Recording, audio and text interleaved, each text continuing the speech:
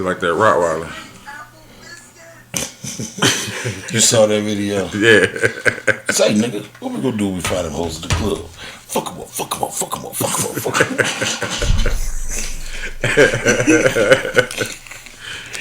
up. You did it too. My nigga was getting to it. Fucking said, how the fuck did he train this dog to do this? Nah, that's natural. That dog been humping chairs since he was. I know, but to know to do it when he say, Oh. so, what we gonna do when we find these?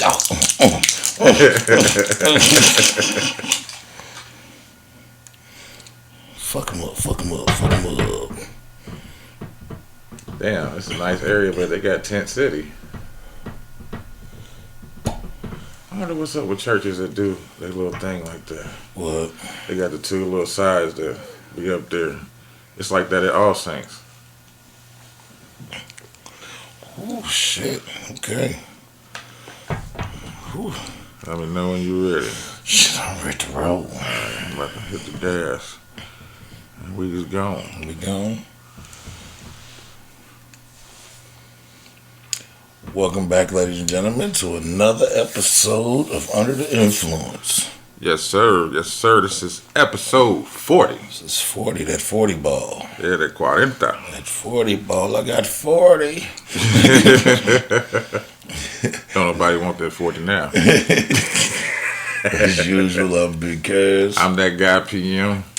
And we here with another week of jargon and nonsense for you. Yes, sir. Yes, sir. How you doing today, brother? I'm all right. I'm taking it day by day, but I'm all right. Hey, man, you and me both, bro. You and me both.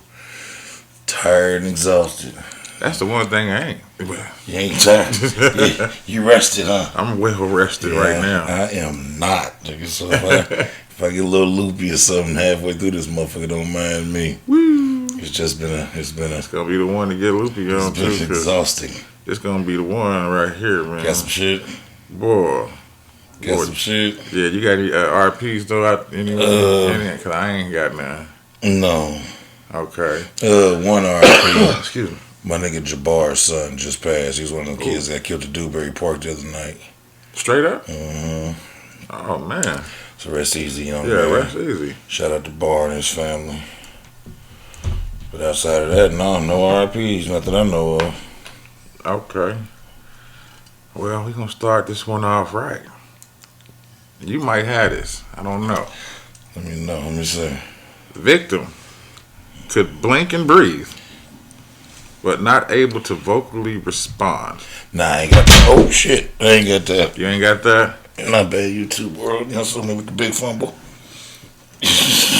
After being attacked by a 5-year-old student. What? Yeah. What? Yeah. Okay. So this happened in no other land than Florida teacher beaten and hospitalized after attack by a 5-year-old student. Like I said, a South Florida teacher was taken to the hospital last week after she was attacked by a 5-year-old student, leaving her dazed and unresponsive. Oh, my God. The unidentified instructor was found by first responders sitting on the ground against the wall, appearing to be in a faint state at Pine Lakes Elementary School, about 15 miles southwest of Fort Lauderdale. What the fuck did he hit her with? All right. The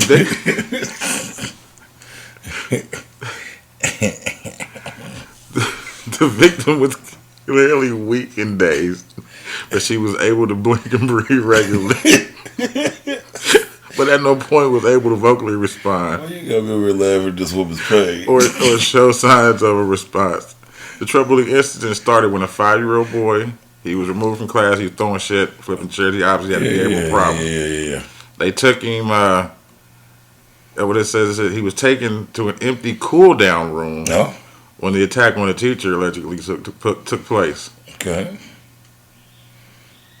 Yes. It says, while the young suspect is still being investigated for possible aggravated assault with hands, fists, and feet. He beat her up.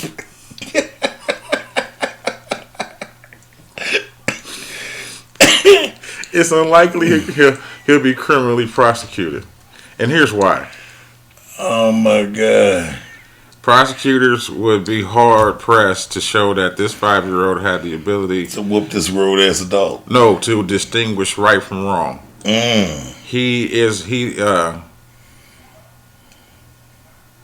What did it say? Here it is. It says she suffered a concussion and other injuries after the enraged special education student. Oh, shit. Between 50 and 60 pounds unleashed on the teacher. He went to work. Yeah. Put in the meat patties and feet. Hands and feet. Hands, fists, and feet. Whole slew of pitter paps. Yeah.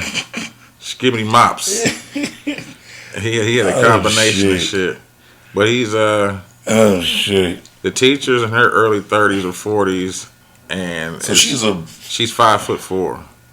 She probably weighs about 120 pounds. 120 pounds, and the student weighs about 50 to 60 pounds. So she was physically able to not take an L from this goddamn kid. Not until she took him in that room. He said, all right, bitch. The cool down room. I done heard about this room. So he heard about the room before somebody else. Somebody else probably got a paddling in that room. He said, it ain't happening. He said, watch this. You know, in the cartoons, skibbity paps, on the Looney Tunes, where they close the door and all you see is the clouds of the fists. The motherfucking tussle. Yeah. The ass whooping ball, the ass whooping dust ball. Yeah. That nigga went crazy. Oh man, but she's got other bodily injuries from him jumping on her, attacking her, kicking, punching, and biting. That's going to lead to surgery. Bitter too. Yeah, he whooped her motherfucking ass. But the thing about it is, like, she didn't take him to the room by herself. I mean, she took him in the room by herself. Okay, but there was like other security and everything that took the boy. So y'all just sit outside and listen to her when we get her ass whooped. Unprovoked. just an ass whooping. Yeah. God damn. All right. Okay then. So they had to tell the parents that the incident occurred in the school, and the staff member had to be transported to the medical facility. So she got to have surgery, nigga. Yeah. All right. Well, prayers for her. Yeah, big prayers for her. I hope she, don't get no type of infections or nothing like that. Prayer for the young man, too. I hope he gets that under control. You can't just run around beating everybody the fuck up his whole life. I ain't no telling what she did to him. I know. I don't think that was unprovoked. I mean, he might be a bad kid, but... That nigga said, you know what, bitch, watch this. Seemed like he was fighting for his life. And he proved that a kid can whoop an adult's ass. They tore her ass up. This wasn't no TikTok. 5 years old. This wasn't no TikTok challenge. That motherfucker. Nah, that nigga been on TikTok watching Taekwondo videos and some shit, nigga. He been on there watching Floyd Mayweather highlights, nigga. And Mike Tyson. Yeah, UFC bouts and shit. He biting motherfuckers. He said shit. Hey, since we going with the schools, man, that little boy should have ran into this teacher, man. I was gonna make him a piece of shit, but I got enough pieces of shit. I got another piece of shit. Alright. He really should be a fecal, but we just gonna run with the teacher. We got a 61-year-old Michael Hoskeny. Mm-hmm. He's up in Elkhart, Indiana. Oh shit. And he is on video chasing down the student in the hallway, stopping him, confronting him, and then smacking fire out of this young boy. He's an elementary school teacher. Oh. He seen that man get hit in the Applebee's, and he wanted to take it out on somebody. A Northern Indiana teacher accused of striking a student across the face. He was arrested on preliminary charges of battery. Authorities said. There's a video. He runs up, like, you can see the video, it's like a couple of different clips, and like the boy is walking down the hallway. I don't know what the altercation was prior, what might have been said, but the boy was getting the fuck away from him. He was walking down the hallway all by his lonesome with his little book bag on. And you see Michael, Mr. Hoskiniski or whatever, running down one hallway. Yeah. Then the camera clicks because he turns down another hallway and finally catches up with the boy. Stops him, spins him around, and is like, talking to him. Nigga, then he just hits him with a quick ass right. And the little boy kind of sits there and looks kind of crazy. Then he fell out. Like, he hit him with a nice one. Like, from the video I saw, it looked like the little nigga head hit the wall and all that shit. Oh, shit. Yeah, so he's been arrested. Is he black or white? White. This is white on white crime. Oh, wow. Yeah. This is white on white crime up in Elkhart, Indiana. He's been arrested, and after initially seeing the video and taking the notes for the pod, I did a little follow-up before we recorded. And they're in a big-ass uproar right now because he's going through the legal part, but they're allowing him to retire early so he can still get some type of his benefits. Nah. Yeah. Well, I mean, I guess if he's 61? 61. Yeah, he get partial. He wouldn't get the full amount. Nah, he wouldn't. Yeah. But still, I don't think you should get nothing after that. Well, you shouldn't be putting your hands on nobody's kids. Well, you smack my motherfucking child like that while he's in school, the school that I sent him to in hopes that y'all protect him. we gonna have some motherfucking issues, you hear me? Boy. Yeah. I had to go see the teacher, principal, all that. Like, something's happening, you got to nip that shit in the butt. It's going to keep on happening. Shit, we had to get on the teacher ass at my son's school the other day, last week. I guess the teacher asked my son to do something, and my son didn't do it. It was like she asked him to pick up some trash or something in the cafeteria, and he didn't hear or something. It wasn't his trash. Nigga, he was just chilling. He's in the cafeteria eating. Nigga, she was like, "Did you hear him?" He was like, "Nah, what you say?" Like, this motherfucker said, this teacher told my son, your disrespectfulness is going to lead you, isn't going to lead you anywhere but dead or in jail. Nigga, my son's in the 6th grade, bro, elementary school. Yeah. In Oak Landing Elementary School, my nigga. Like, to the point where his teacher, which is he's a nigga like our age. Okay. He was like, oh, no. And he went and hollered at the principal and shit. She's been chastised. They called and told us about it. Like, don't worry, we handling it right now. We not standing for that. Da da da da da. Like, that's what's up. Yeah. They nip that shit in the butt early. Yeah, they got it. Because I was going to go up there and cuss that lady smooth the fuck out, bro. I done seen them videos. Yeah, my nigga. I seen them videos. Because what they do, they lost the man's daughter or some shit. And they went up there like, where the hell is my child? You know what I mean? They were talking to everybody about that. Nah, bro, that shit. Sometimes you gotta get on their ass, man. You gotta remember and see.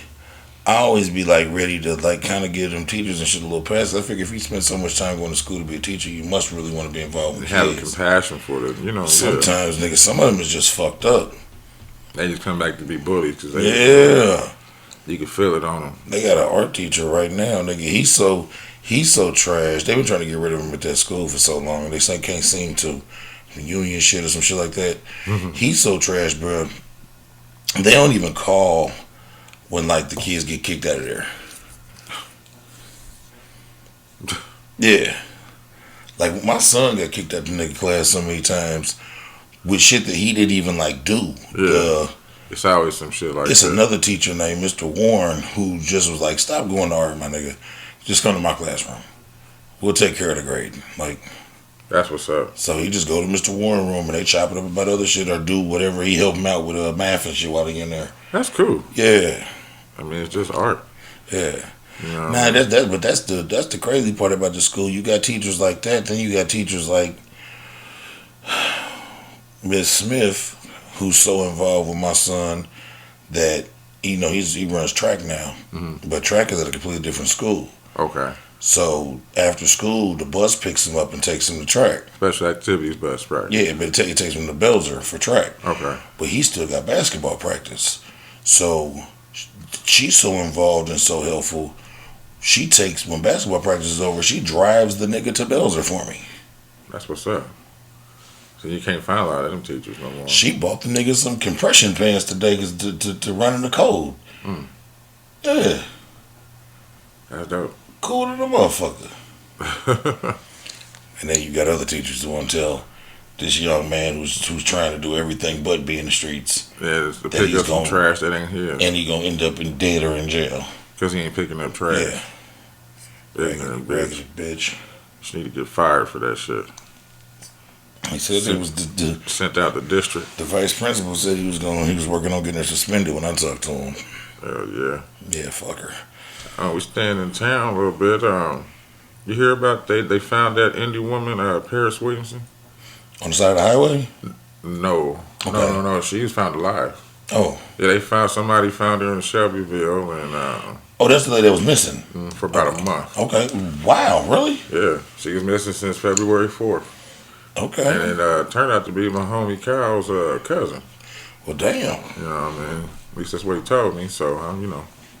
Okay. But, yeah, I'm shout out to that, man. You know, she's... Yeah, because most of the time in them situations, people don't be getting found. Nah. Especially and a month month later. And that should not be turning out. That should not be turning out the right way. Like, if I come up missing, it's because I hit the lottery or some shit. Yeah. Hey. Tell a handful of people, everybody else be just speculating. What happened to PM? He just disappeared.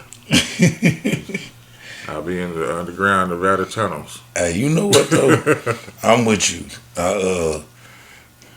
My circle's small anyways. So like I know a lot of people. Right. But I only like really interact with so many. I know a lot of people. I've always deemed myself a popular introvert. That makes sense. I know a lot of motherfuckers. Like everywhere I show up, goddammit, I'm the life of the party. When I was younger, I'd pull up hanging out my sunroof with no shirt on. What's happening with y'all? But I also would like fade away like Homer into the bushes. Good analogy. Yeah, for real, nigga. Man, I'll come into the party, man. I'll come into the party, bro, and I'll make the party the best 45 minutes you've ever had in your life, and then I'll fade into the bushes, nigga, and get my shit and go home. Motherfucker, he'd be like, "Where'd you go?" I'll be at the crib in my drawers watching TV. You didn't pull Irish goodbye. Yeah. Hey, I'm known for it, bro. Ain't nothing wrong with that. That's why I never ride with nobody nowhere. I always drive myself. I learned that, and don't show up early. Nope. Because you'll be part of the help. Yeah. You know what I don't do that. Motherfucker tell you the party starts at 6, you show up at 6:30. I show up at 8. I at least want to get some food. Well, first of all, if anybody know me for real, I ain't coming to my house till 10 o'clock. So if your shit started at 7, you'll see me at like 10:15, 10:30. I won't leave my house till 10 o'clock. I don't give a fuck what time it start. If the shit's over at 11, I'll just see you off for an hour. Like I don't leave my home till 10 o'clock. Like I never have, I never will. You silly. For real. Yeah, but I learned my share of showing up early. Hey, help set this table up. Can you move this? Can you go to the store and get some ice? Can you do this? Can you do it? No. I thought I was coming to a party. Like, you was coming to help. Yeah. Set up a party. And never again. I showed up late to the motherfucker. A party promoter. Exactly. I had to be on the corner and shit with the little flyers. Yeah. Come on down, nigga. Come on down. Nah, I ain't with it. Speaking of parties and speaking of keeping it local, you see, a lot of these Thotimus Primes out here going to have to find somewhere else to go, man. What you mean? Apparently, the Marion County Alcoholic Beverage Board will not be renewing Taps and Dolls and Tiki Bob's liquor license. Why? They said the altercations and shit that have happened there, and then there's some funny shit going on with the owner and a bunch of other shit, and they just ain't with it. Well, Tiki Bob's was cool back in the day. Have you ever been in Taps and Dolls? Nah, hell no. Nigga, it's like, it's only one clean room. Oh, no. In the motherfucker, and that's the EDM room. Okay. It looks player than a bitch, but every other room is sticky floor, and bathrooms are horrible. It's levels to this shit too. Okay. You know what I'm saying? Like, so it's downstairs and it's upstairs, and it's weird. You remember when Jalen Rose had that club in Broad Ripple like that? The 7? Yeah, not Jalen Rose. Jermaine O'Neal. Yeah, number 7 to 7. Yeah, I've been there. That was nice. Was cool. That was It was nice. like 3 or 4 levels. Yeah, because you go there. It's the first one you come in had those plush little beds with the shit that came down. Then you go upstairs and it was a dance floor. Yeah. And then was another floor upstairs. The next floor was like a Jamaican floor, nigga. Like the whole shit was. It was weird. Nah, I fucked with it. It was like four stories or some shit. Man, the best one I got to go to really enjoy myself, and I'm glad it was before when I was 21, was the Mardi Gras. I never got there. Downtown at the Circle Center. There. I heard about it. I never got there. It was like 6, 7 different clubs in that motherfucker. Damn. Because they had the first little area where it played a mixture of shit. Then you go to the next part, which was a bar, more like country and shit, and they had a stage in there. And you go out and you go to the old school room, the weird music room, and other shit like that. It was pretty damn cool. I'm glad I got to experience it. I ain't never had nothing else like that. I never got to go there. I spent most of my time in Tremors and a bunch of strip clubs and partying with my daddy at the Grand. At the Grand? And I ain't never been the there. Point and the Triangle. See, I ain't never been to none of them. And what was the one that used to be out west? Hit it with dress shoes and shit. Not the Mecca, but no, not the, I used to parking lot pimp. Talking about Cloud 9? Cloud 9. Which was what, Suite 38? Yeah. Yeah, Cloud 9 was cool, but I like the Savoy. I never been there. Up north off of is it 82nd or 86th Street? Okay. 86. It was on Alright. 86. That motherfucker was nice. They had these motherfucking wings, dog. They had this. It wasn't Chicago sea salt. It wasn't just the lemon pepper. You know what I'm saying? It was some type of. Something was on there. I seen a nigga take a bite and then turn around and was like, this, whatever it is, it's good. He couldn't even finish it. He just took another bite and dipped it in the sauce and took another bite. I was like, this shit's good. I used to go to Sunset all the time for their food. Okay. It was a nigga back there cooking. This is back when I was like, it's 15, 16 years ago now. Nigga, it was like 2021. Yeah. But nigga, it used to be a nigga in there, nigga. That nigga made a fire steak, and them chicken wings was smacking. I wouldn't think to get a steak at a strip club. Listen, bro, I had never in my life thought about it at the time. I say my nigga name, DJ Watts. He on 98.3 now. Right. Living his best motherfucking life, but this was back when niggas was 21. Getting started. Me and that nigga lived together, goddamn it. He was getting his DJing at the rink and shit, nigga. So one day we was chilling. And he was the one that, I'm an East Sider, man. He was the one, he put me on Man's Grill. All the way on the west side. All the way on the west side. So we got some Man's Grill for breakfast, and later on that night, he was like, man, you want some chicken wings? I'm like, yeah, where we gonna go? He was like, the Sunset. And I was like, the strip club? He was like, yeah, nigga, we gonna go get some wings and some steak from the Sunset. And we walked in the Sunset, paid the tab, went to the thing, ordered our food, sat by there. I ordered like a drink or two while the food was cooking. Right. Got my food and left. Didn't even enjoy it there? Nigga, I got my shit and went home. And the motherfucker had the audacity to call like one of my baby mamas, whoever I was with at the time, and tell her I was at a strip club. Oh, wow. I said, whoever told you that shit? You asked that motherfucker what I was doing. He put more than all in the game. And the motherfucker was like, well, they said you was just over by the food place. I said, because I went in there and got some goddamn wings. And steak. And a steak. No A1. No A1. So they wanted you to put that booty sweat on the steak. Not on my steak. No booty sweat on my steak. That's the season. That's No. a special I might take it for dessert, but not on my steak. Give me a little dash of that booty juice for dessert. I can't take it on my steak. It's not how.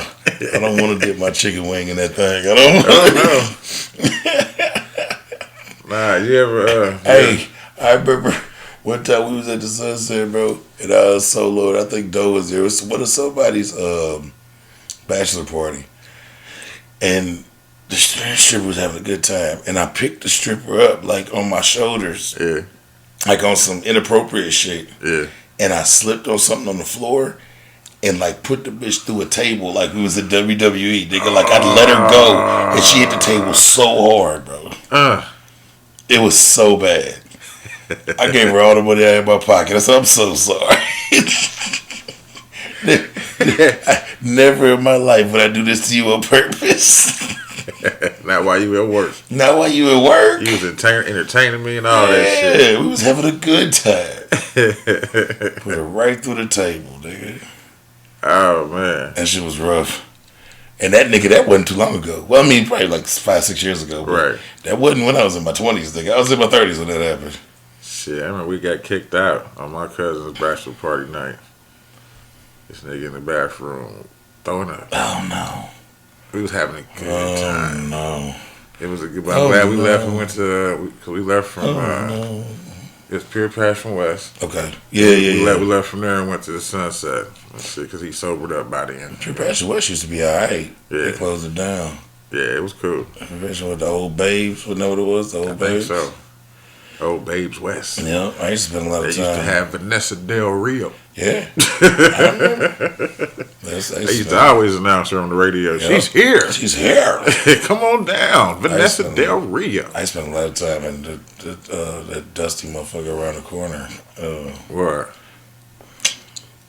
Hold mine for it. It'll pop in my head. Right there. At the strip club? Yeah. Right there. Here? Right there on where Penland Pike does that little roll into 46th Street. Right by the check cashing place and shit. I can't remember the name of it. Yeah.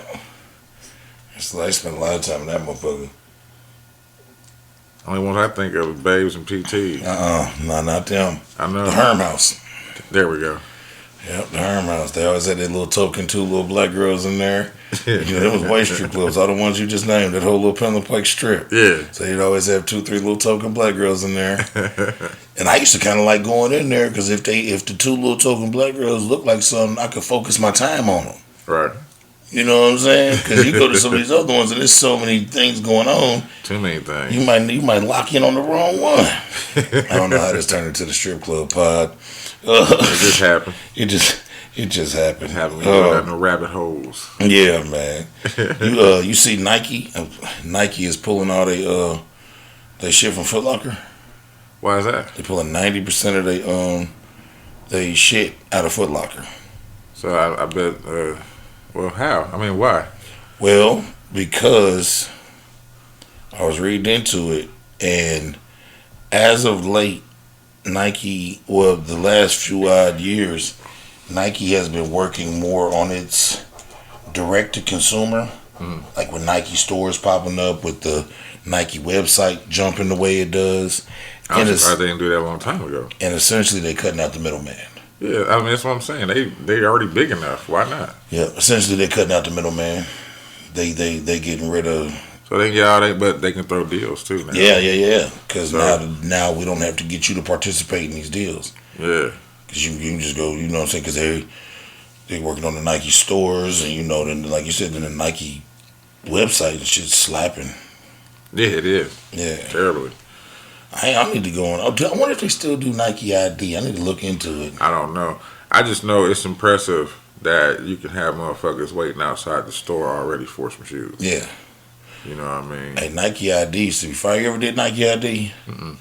I've never ordered no shoes online. Okay, Nike ID, you could get on Nike's website and customize your shoe.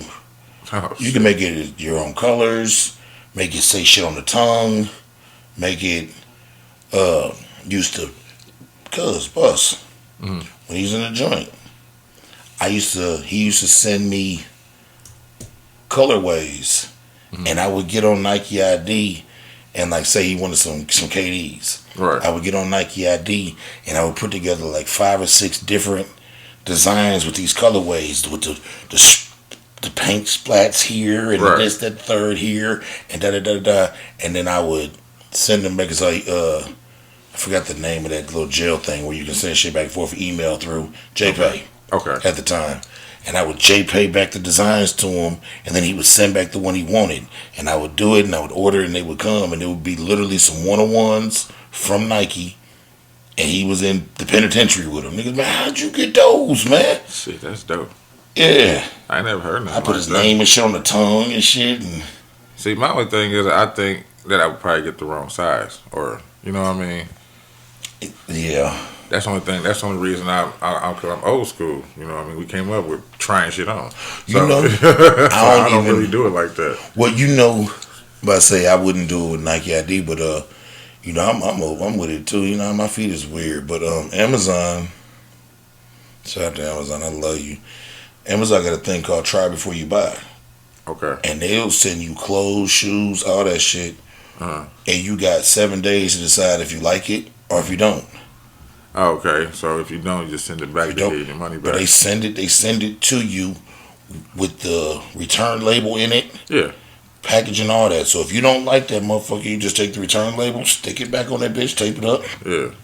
Shit, that's dope. If I you ain't know want they it, did then shit you like pay. that. Okay. I be ordering all my shoes off that motherfucker like that. And if they get here and them bitches don't work, Send them pack back. them up, send them back. Cool I bean. be wearing my sweatpants and cargo shorts and shit. Amazon, Try Before I'm You gonna Buy. have to start nigga. doing that, man, because when I go out to go shopping, I don't find shit in my size at all. Even when you try. My nigga put me on a store just for us. It's in Castleton. It's called DXL. It's not in the mall, but it's part of like one of them little strips. What are you talking about? It's just for us. Okay. All the big nigga clothes you can imagine. Okay. Because my nigga's a big nigga and he's fly as fuck. I'm like, man, where you get all these polos and all that? I said, man, DXL, man. Alright. Nigga, he said they got anything and everything. Your cargo shorts, your polos, your t-shirts, your jeans, your shoes, everything Cool. in there for big niggas. It's like a fly big and tall store. 'Cause you know, big and tall be trash. Yeah, that's one. It's a fly big and tall store.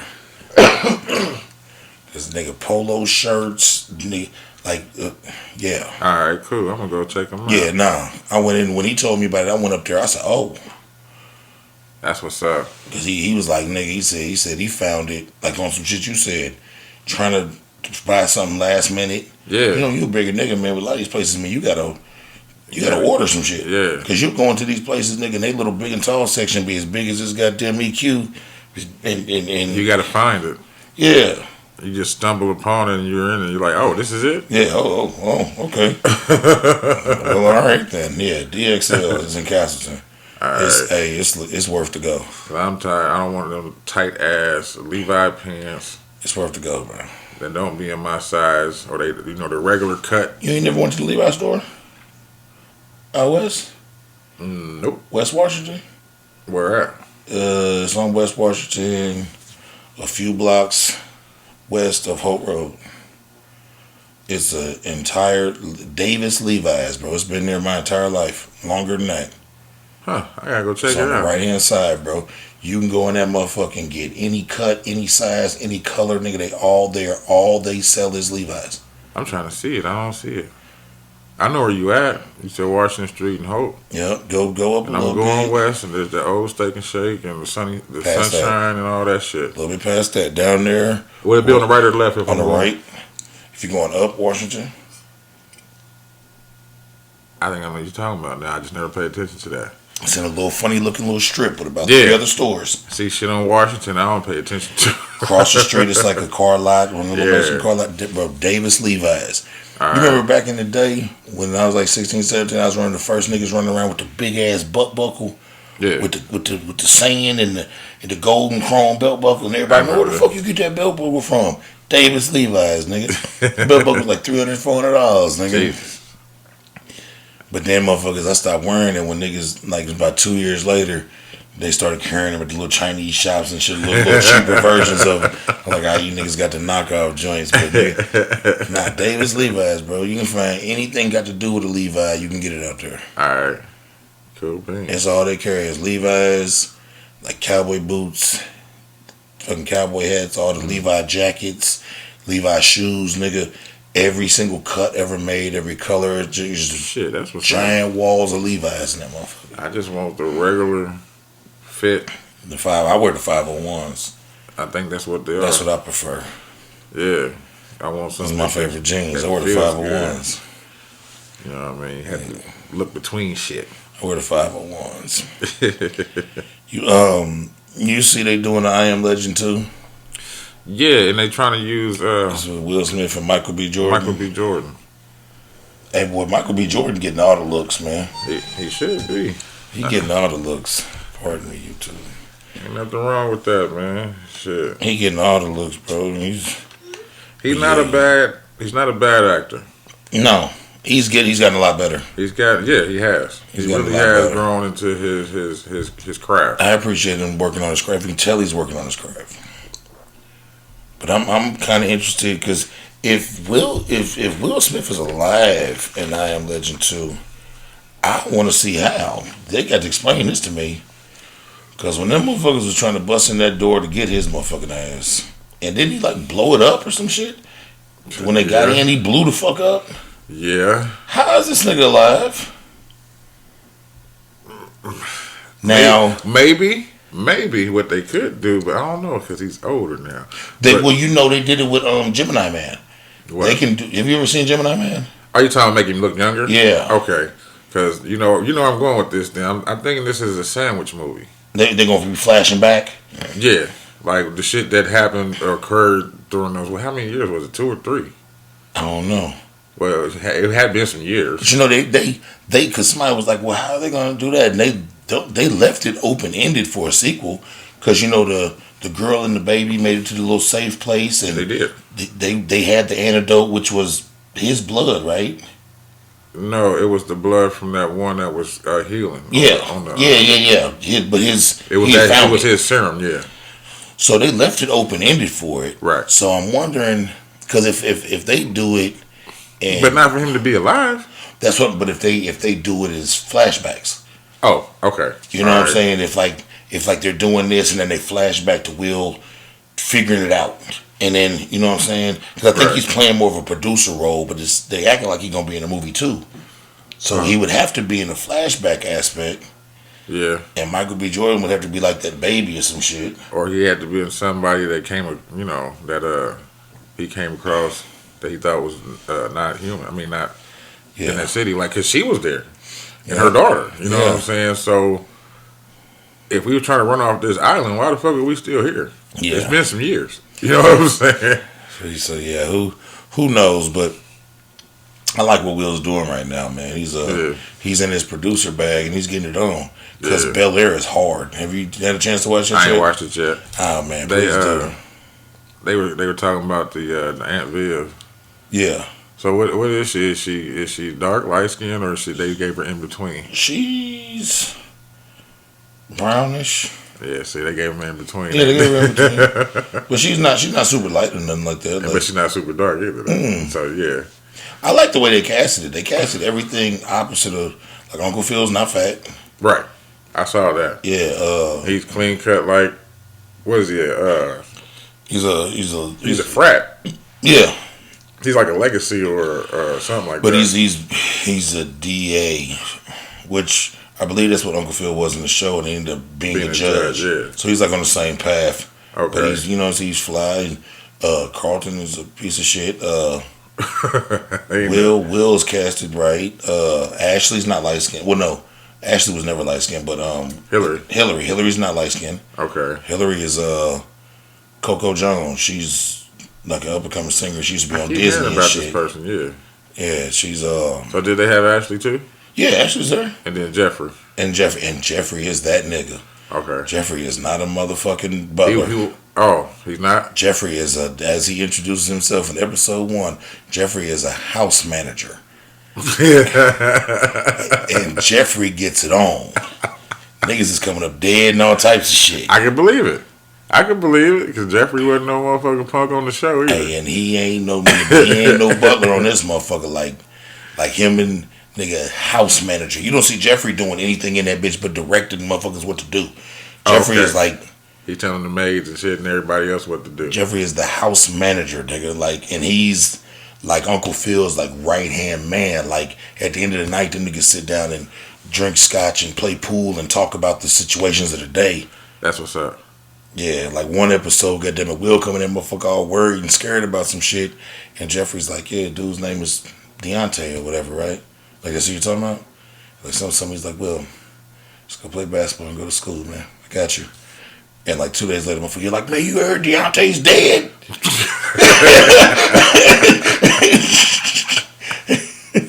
Hey, Jeffrey ain't no motherfucking plaything, bro. Jeffrey ain't no plaything. Jazz is cool. His character's cool. That's what's up. I got to showed how they goddamn became friends. The shit's cool. Alright. I'm gonna check it out then. First 2 episodes or so, Will beat up Carlton, nigga, and like it's, hey man, That's what's up. I like the way they did. Remember we was talking about how the trailer on one of the pods back looked. Right. Nigga, it's I like the way they It's took A1 it, man. What they did and made it into like a drama instead of Comedy. yeah. Because they was trying to move towards comedy. Yeah, they made it bro. And with making it a drama, it just makes it a completely different show. Yeah. Like even with the same, because it's not the same storyline. It's the same Premise. He has to move in with Uncle Phil now. Yeah, it's the same premise. He got to Yeah. some shit in Philly, but instead of it being a fight, he pulled a pistol on one of the biggest street niggas in Philadelphia because they was jumping his homeboy type shit. Okay. And then he ended up getting locked up. And Uncle Phil pulled some strings from across the country because of who he is and called in some favors, and I they can see that happen. let him out of jail and then beelined him to the airport, flew him straight to like with no, like, you know what I'm saying? Like it's some real life shit. They tackling like episode 2, he got into it with some white boys for saying nigga. Where they was rapping a song. Like they were just rapping a song. He was like, man, what the fuck? You don't get to say that, my nigga. Like, shit's cool. Alright. You gotta check that motherfucker out. That shit legit good in the bitch, bro. Man, you see how this shit going on with Brittany Griner? Who was that? Brittany Griner is the little whore broad off Instagram. My bad. I love her. Brittany Griner. I don't know who that is either. She's a WNBA star. What's she do? She has been imprisoned over in Russia for like the last 3 weeks, nigga, without like anybody knowing where she was at or any of that shit. Oh. They She's been in prison? she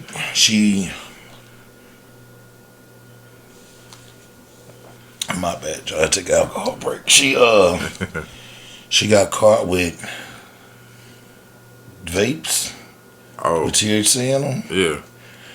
And they have locked her up and are not letting her out with all this shit going on with the Ukraine Oh God.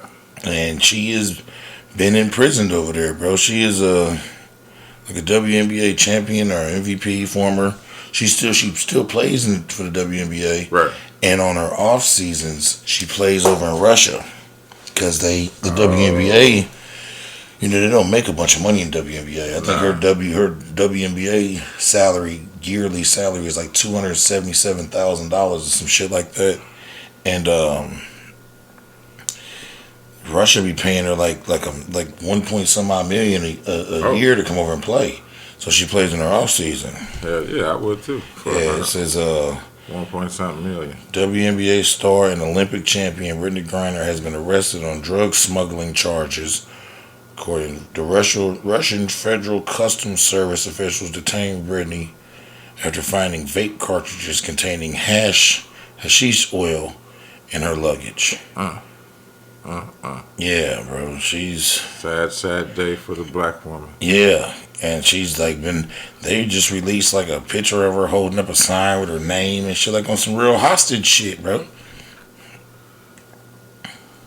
Yeah, Brittany Griner has been in Russian jail for 3 weeks after they found hash vape pens in her luggage at the airport.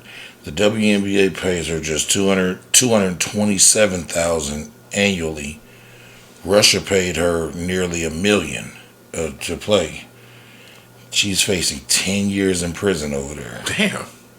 Yeah, they need to free the gang, bruh. She don't deserve that. Hey, if they don't play about their drug smuggling. I know, man, but she wasn't smuggling no goddamn drugs. I know. That wasn't even weed. I know. That's close, but yeah. Yeah. That ain't even, fucked up. she got caught with some Delta 8, nigga.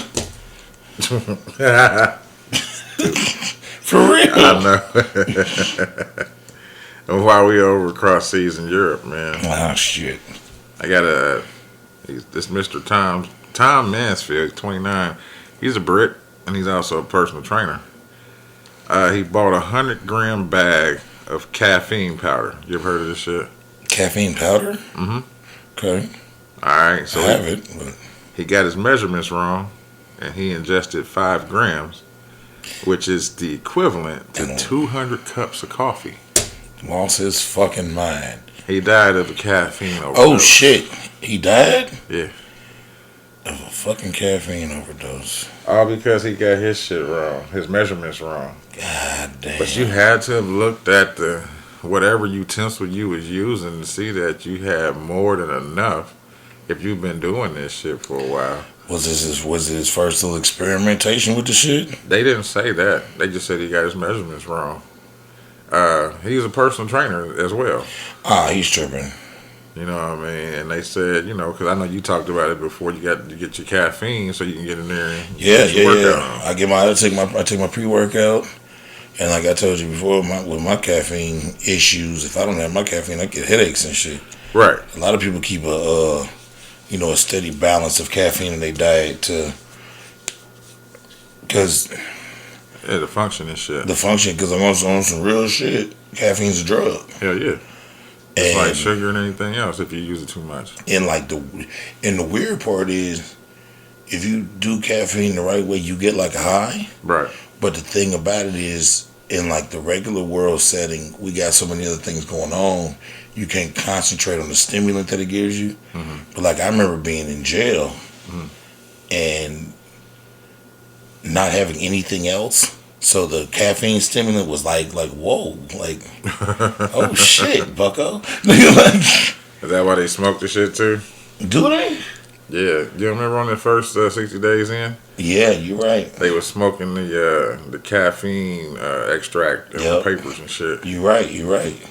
Well, motherfuckers smoke a lot of shit in there. I've seen niggas try out some shit out and smoke some weird shit in there. if it can get smoked, niggas smoke. I seen a reel where the dude said he made a backwood out of a napkin. He used coffee. Yeah, he used coffee. I've seen that. Yeah. Nigga get the motherfucking coffee stained up. When I was in that motherfucker, we used to get tobacco, and we used to order Reese cups off commissary. Oh. Okay. And use the paper from the Reese cup as like a licorice wrap. That makes sense. And roll it up. See, because before, if you ain't had that, you used to have to roll. They call it 44. Fofo is you get like when you buy a single roll of toilet paper from the gas station. Yeah. The wrapper that's around that roll of toilet paper. Yeah. That thin. Yeah. Niggas would tear that up. I can see that. And that's what niggas would roll with. But that shit harsh than a bitch.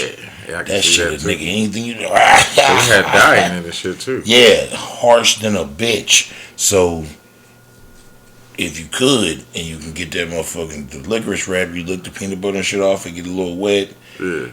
And then goddamn let it dry out, and you use that motherfucker. Yeah. I see that. When I seen that article, though, I was like, and unfortunately, Bible paper. Oh yeah, the blank one. Yeah, I've done that before. Yeah, that was my first time getting high. Yeah, nigga wanted Brown Swagger the whole night. Nigga pate. Okay, you never heard of Brown Swagger? Oh man, it's like I said, it's the nigga pate. What is it? I believe it's beef livers, or it's either beef or pork livers, and it's real ground up, kind of like bologna. Okay, and it comes in the log. You know what I'm saying? But it tastes good to me. I love that shit. I've been eating that shit since I was little. Either put it on crackers or a piece of bread with some cheese and mayo, and shit, you can go at it. Shit, go to work then. Yeah, we call it nigga pate. Okay. Shit, I can't knock any of that shit because I still, from time to time, I still eat like canned meat and shit. And potted meat. Vienna sausage and shit. Yeah. My kids be fucking up the Vienna sausages, nigga, and I be right with them. I be talking crazy as I'm eating them. Only ones I won't fuck with is the sardines. I ain't eating no motherfucking sardines. Cuz eat them sardines, nigga, some crackers and some mustard. And yeah. Ugh. I said I wasn't in jail long enough to acquire that.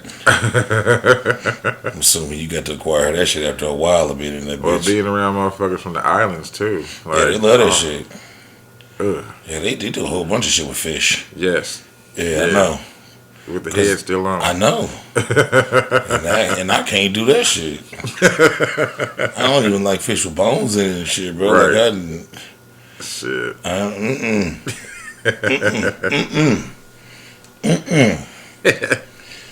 You have you watched the Kanye documentary yet? Genius or whatever the fuck it's called? Nah, I ain't seen it yet. It's phenomenal. It is? It's phenomenal. All The right. last episode, Doe was talking about it, Yeah, he was. and I was telling him I was gonna watch it, but bro, it's phenomenal. Okay.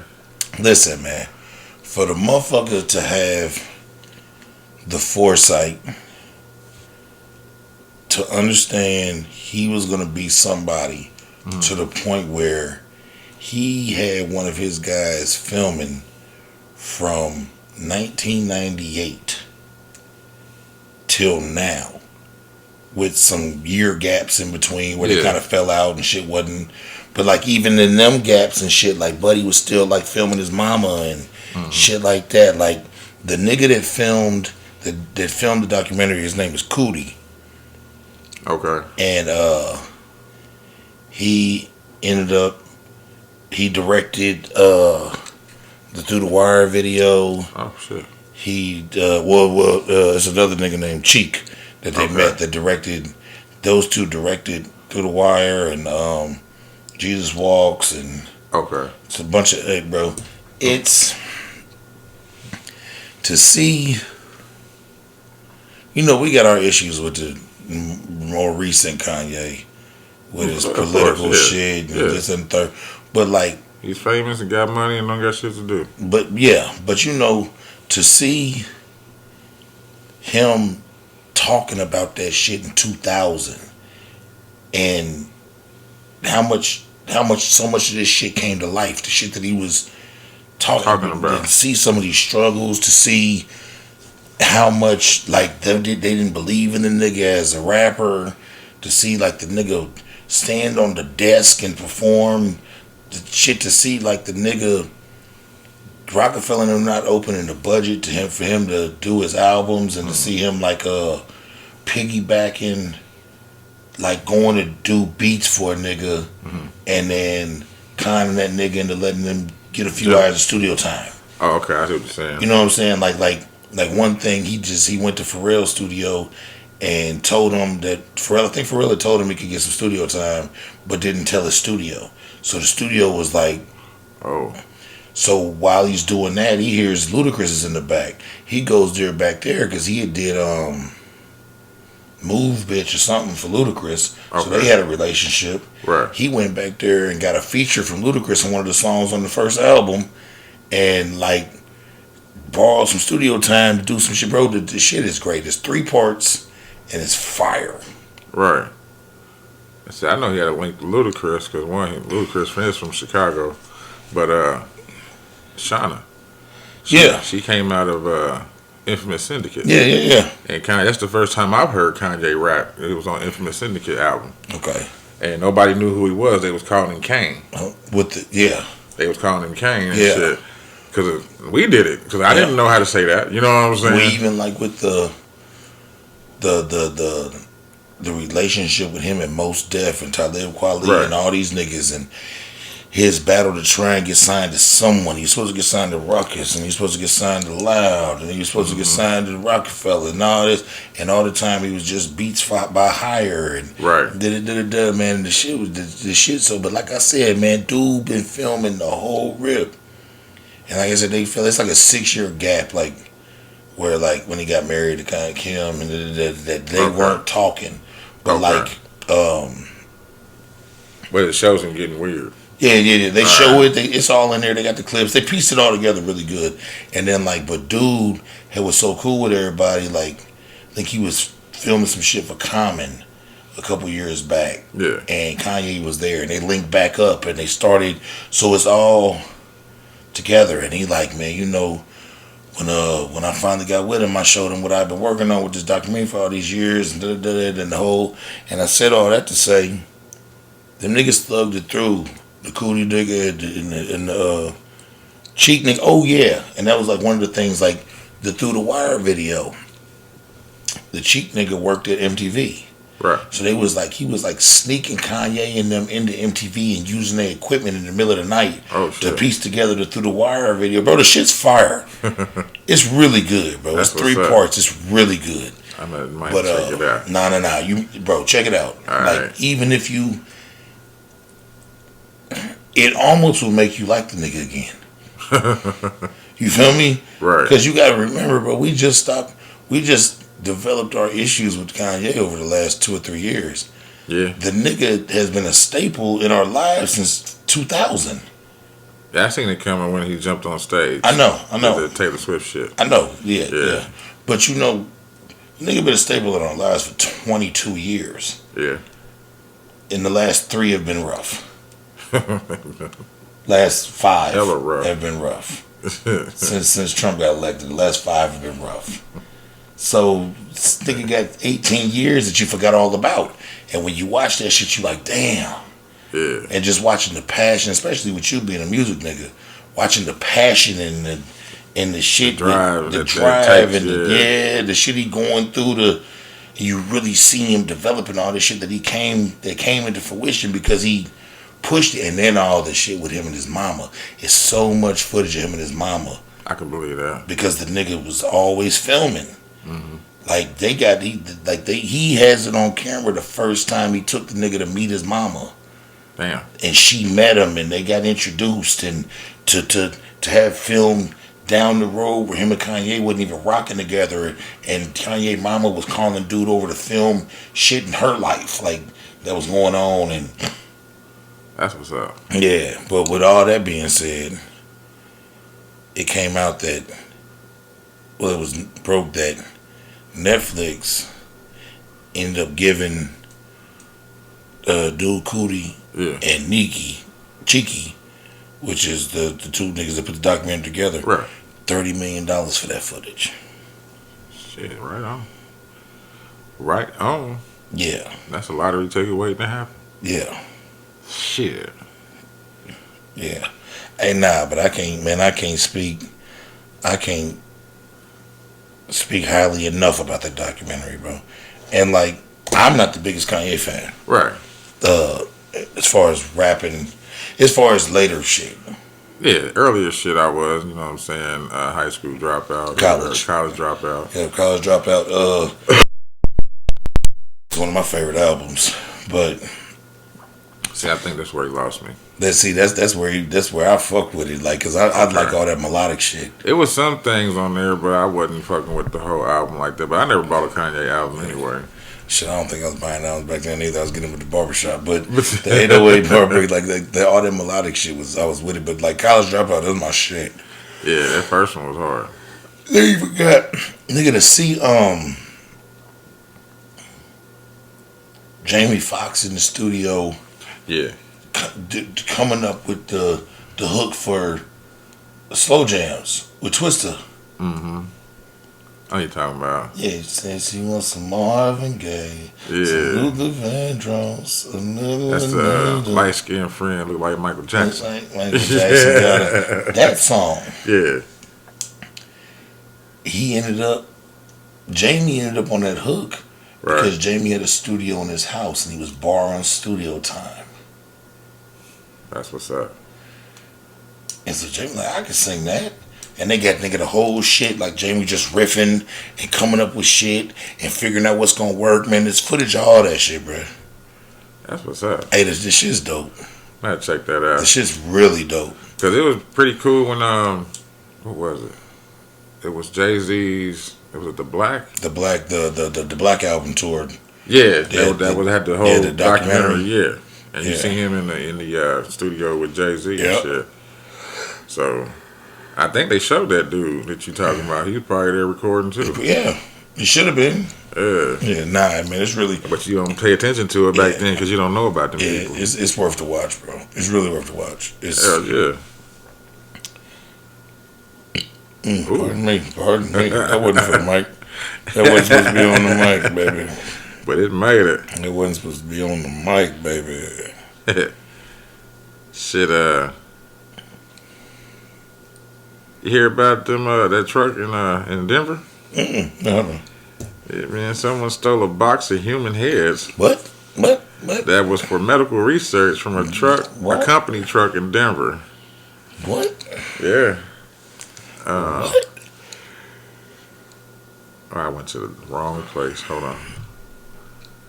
The box It was says- just transporting heads? Yeah, it was for medical research. Okay. You know, maybe they was, it's a couple football player heads or something. I don't know. CT research? Right. It says, what's in the box? They said, well, it depends on who's asking, because someone stole a box of disembodied human heads intended for medical research from a company truck in Denver. And Jesus. they said Denver police are investigating after they received a report on March 3rd about a theft from a freight company truck. Let's put it this way, the thieves are in for the shock of their lives. They're going to open them up. Because they don't even know that find they stole heads. They was just stealing Yeah. out the back of a truck. It says unknown suspect or suspects stole a blue and white box of human heads from the parked truck. It happened to be about a week ago, and the cops are just now talking about it. Oh, shit. Yeah, it's unclear if the thief knew that the box had human heads inside, but cops said it had a label that said exempt human specimen. AKA human heads. And it says this spooked the nearby residents for the week, and no arrests have been made. So they ain't finding these motherfuckers. Nah. Them niggas dumped that box of human heads somewhere. They got rid of that shit. They opened that motherfucker up and said, what the fuck, nigga? I mean, could you imagine that? They hit the wrong lick. I can't imagine it, man. That shit's crazy. They hit the wrong lick. They hit the wrong lick, bro. They should have got a heads up on what was in the box.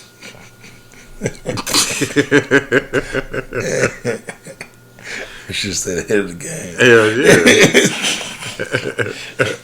yeah. You hear Sleepy Joe wants y'all to go back to work? Who? Joe Biden. Wants who to go back to work? He wants people to go back to What? return to offices Oh. and get out of the working at home. Yeah, go back to them offices so I can pick y'all up. I need that in my life. So saturated with other drivers out here. These motherfuckers done released some shit talking about his studies are proving office air is cleaner than your home air. I bet it is. Ain't nobody been there for 2 years. They just say anything, bro. They just say anything, my nigga. They just say anything, bro. Office air is cleaner than your home air. They was talking about they need to leave motherfuckers alone because they like I be listening to people that just like live in New York and shit like that, some of these bigger cities, and they was saying like 3-4 months into quarantine, like they started seeing shit in the sky they had never seen before because the traffic and shit was down so tremendously. The smog wasn't present. and the fucking sky was clearing up. Nigga, Mother Nature was able to goddamn Come down and fix some shit. Yeah. bitch was able to breathe, nigga. It's probably what it was, a global reset. Yeah, Like, look, man, we're going to put this in the world and shut the world down, let it reset. that's what I think. Shit. That climate change is coming inevitable. Yeah. They about to melt some shit away. Because, I love to call it the plandemic. Yeah, that's what it is. That is what it is. That's crazy, though. And Sleepy Joe trying to get motherfuckers to go back to work. But, like, from the things that I be reading, motherfuckers ain't trying to go back to work, bro. Hell no, they not. Well, and not even, like, the companies don't want to send motherfuckers back to the office, bro. Nah. You know how easy it is not having the overhead of some of them big-ass buildings and shit? I can see it. Just to have remote work? I was just talking to a dude. I took him to an airport.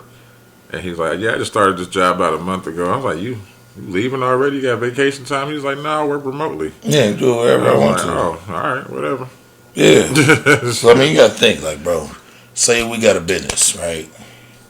And our business doesn't necessarily need to house anything. Right. It's all, so we got a call center. Right.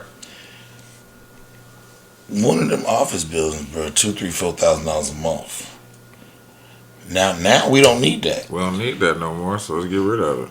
And that's extra overhead that we just started saving on. Listen, all we need is maybe a small hub for like a tech crew in case you got issues with your shit. Breaking down or not connecting. You can bring it in and they can tweak it up, or they can come to you. We just need like a small, like a residential place, not a residential, but a business, like a small storefront, right? Type shit. Nigga, we can get one of them offices in one of them bigger buildings. Nigga, like just give me office A8 for the tech guys to be at. That's true. And we can get all this shit done, nigga, through emails and. Man, that's real though. Bro, ain't no way in the world nigga. I'd be ready, man. All y'all stay home. Everybody stay home. Yeah. Shit, I got a funny story. This gonna be this my last one for the currents. I got some more currents, but I got a funny one to follow you. All right, so this is out of Reddit, man. So a man finds out his boyfriend of 10 years got his twin sister pregnant. No. What? Yeah. Man finds out that his boyfriend. So they're gay. Yeah, they're gay. They're in a gay relationship. Yeah.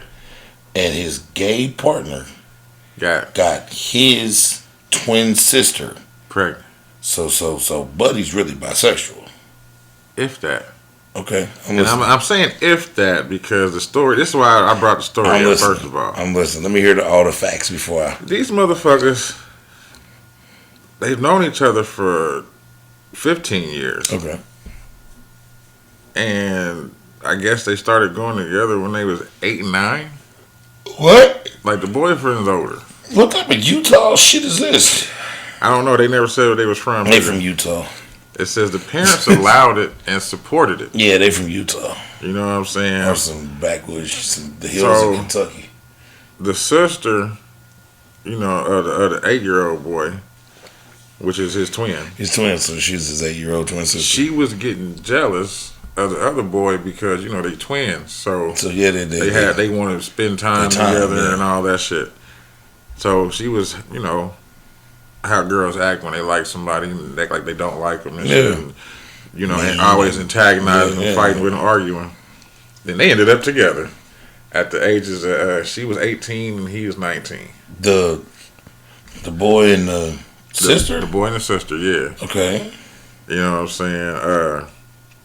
So hold on. The boy and the brother was together at like 8 or 9? Yeah. On some gay shit? Yeah, that's what I said. And the parents was... That's why I said I don't know, because when you said the dude was bisexual, I'm like, well, maybe he just didn't know until he got a taste of the other side. What he wanted. You know what I mean? That's just way too progressive for me. But that's what I'm saying. But the parents allowed it and they supported it. That's why I said their stance is way too progressive for me. Exactly. First of all, same sex or opposite sex, I'm not supporting a relationship at 8 or 9. At 8 or 9, right. With whatever you're interested in. Exactly. We're going to put a fucking G.I. Joe, nigga. Or your Roblox or whatever it is y'all do something else. You don't have no girlfriend, boyfriend, none of the above. Yeah. You know what I'm saying? So this is the 10 years, you know, which makes them 18, 19. Okay. And like I said, I guess he gave in to the sister and went and tried to snatch her up. Well, he did snatch her up and got her pregnant.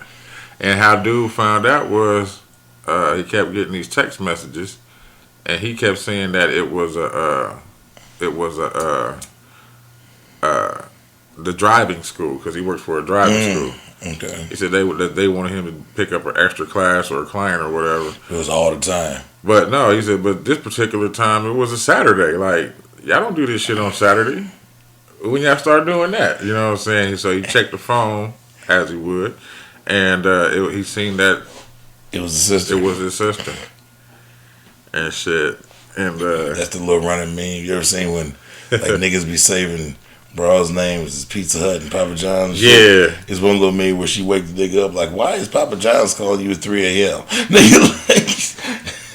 Let them know they got a special going on. Yeah, let you know about tomorrow's special. I get free breadstick, double the sauce. He about to give out a breadstick.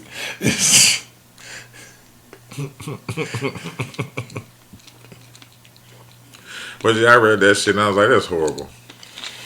Nah, that's fucked up. He got a taste of the other side and was like, He said, nah, I like this more. hey, I heard you was a wild one. Yeah, I like this better. I like this better. I got a good one for you, bro.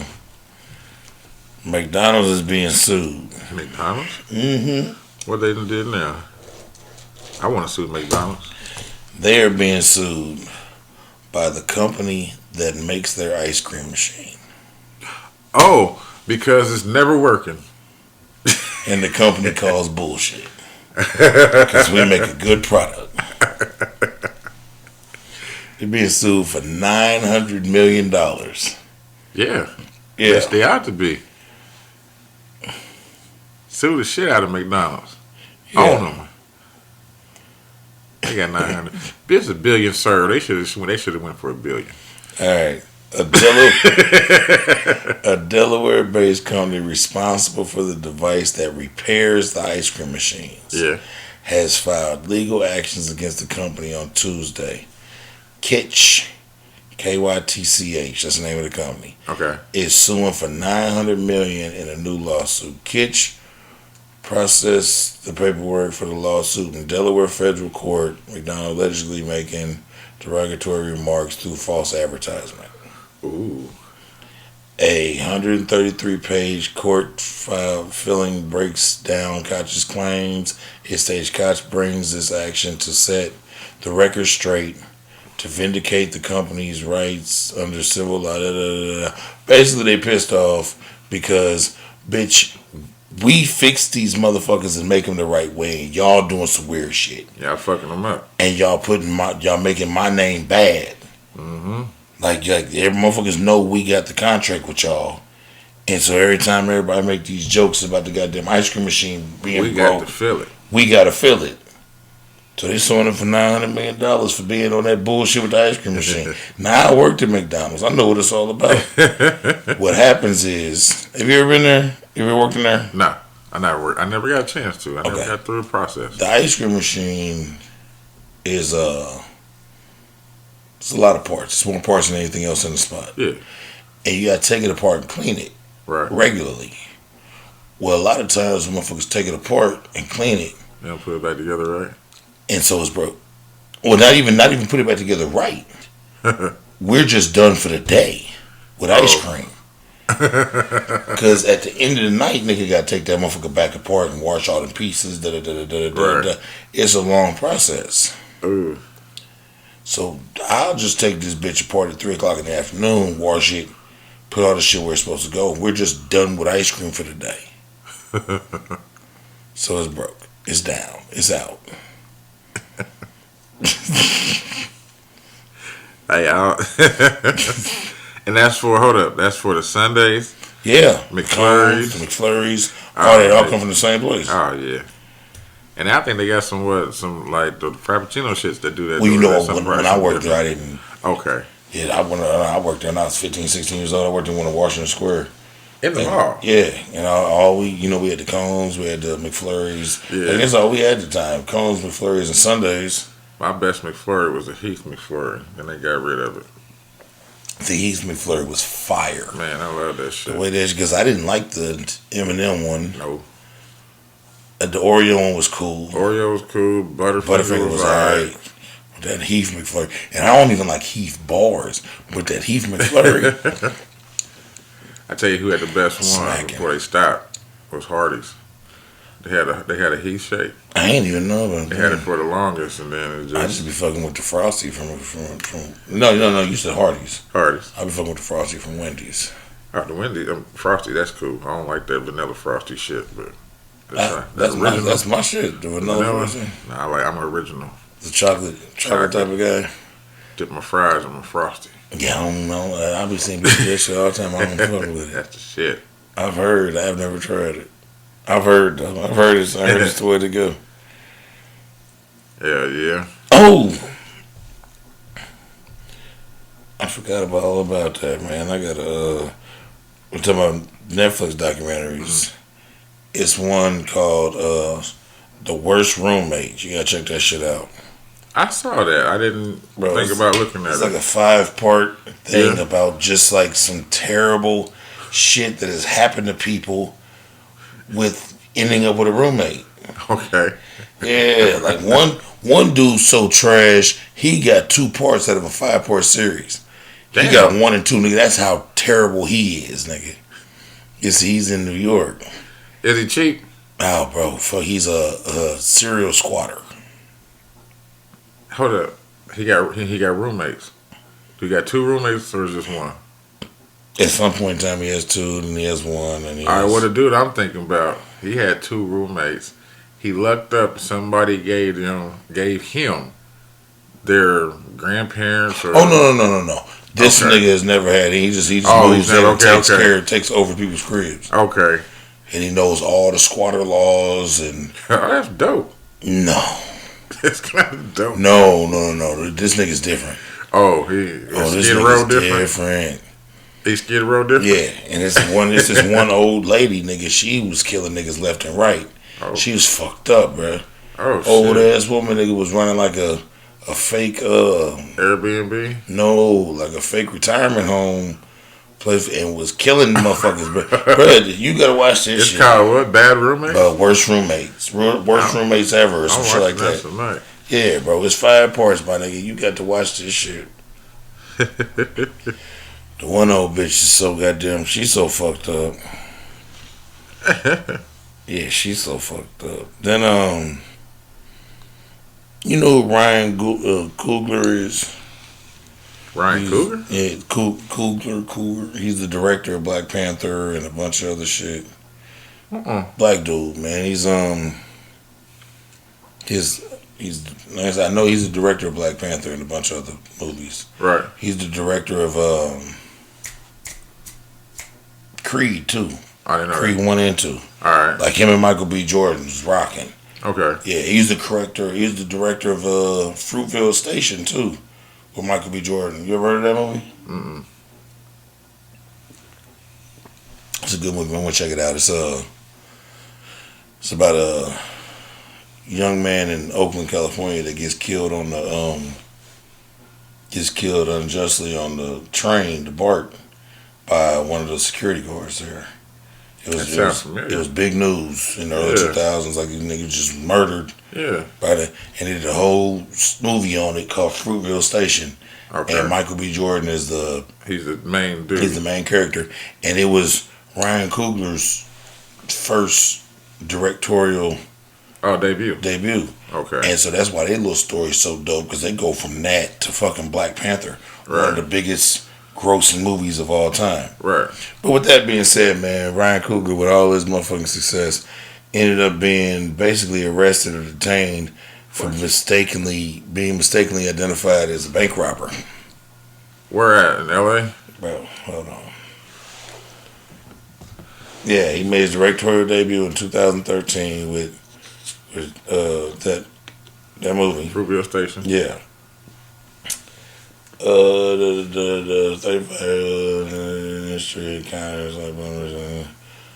They're making a sequel to Black Panther. I forgot that.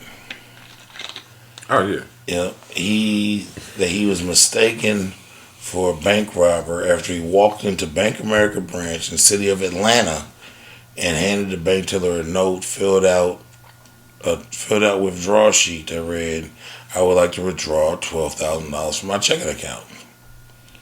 Why would he put that?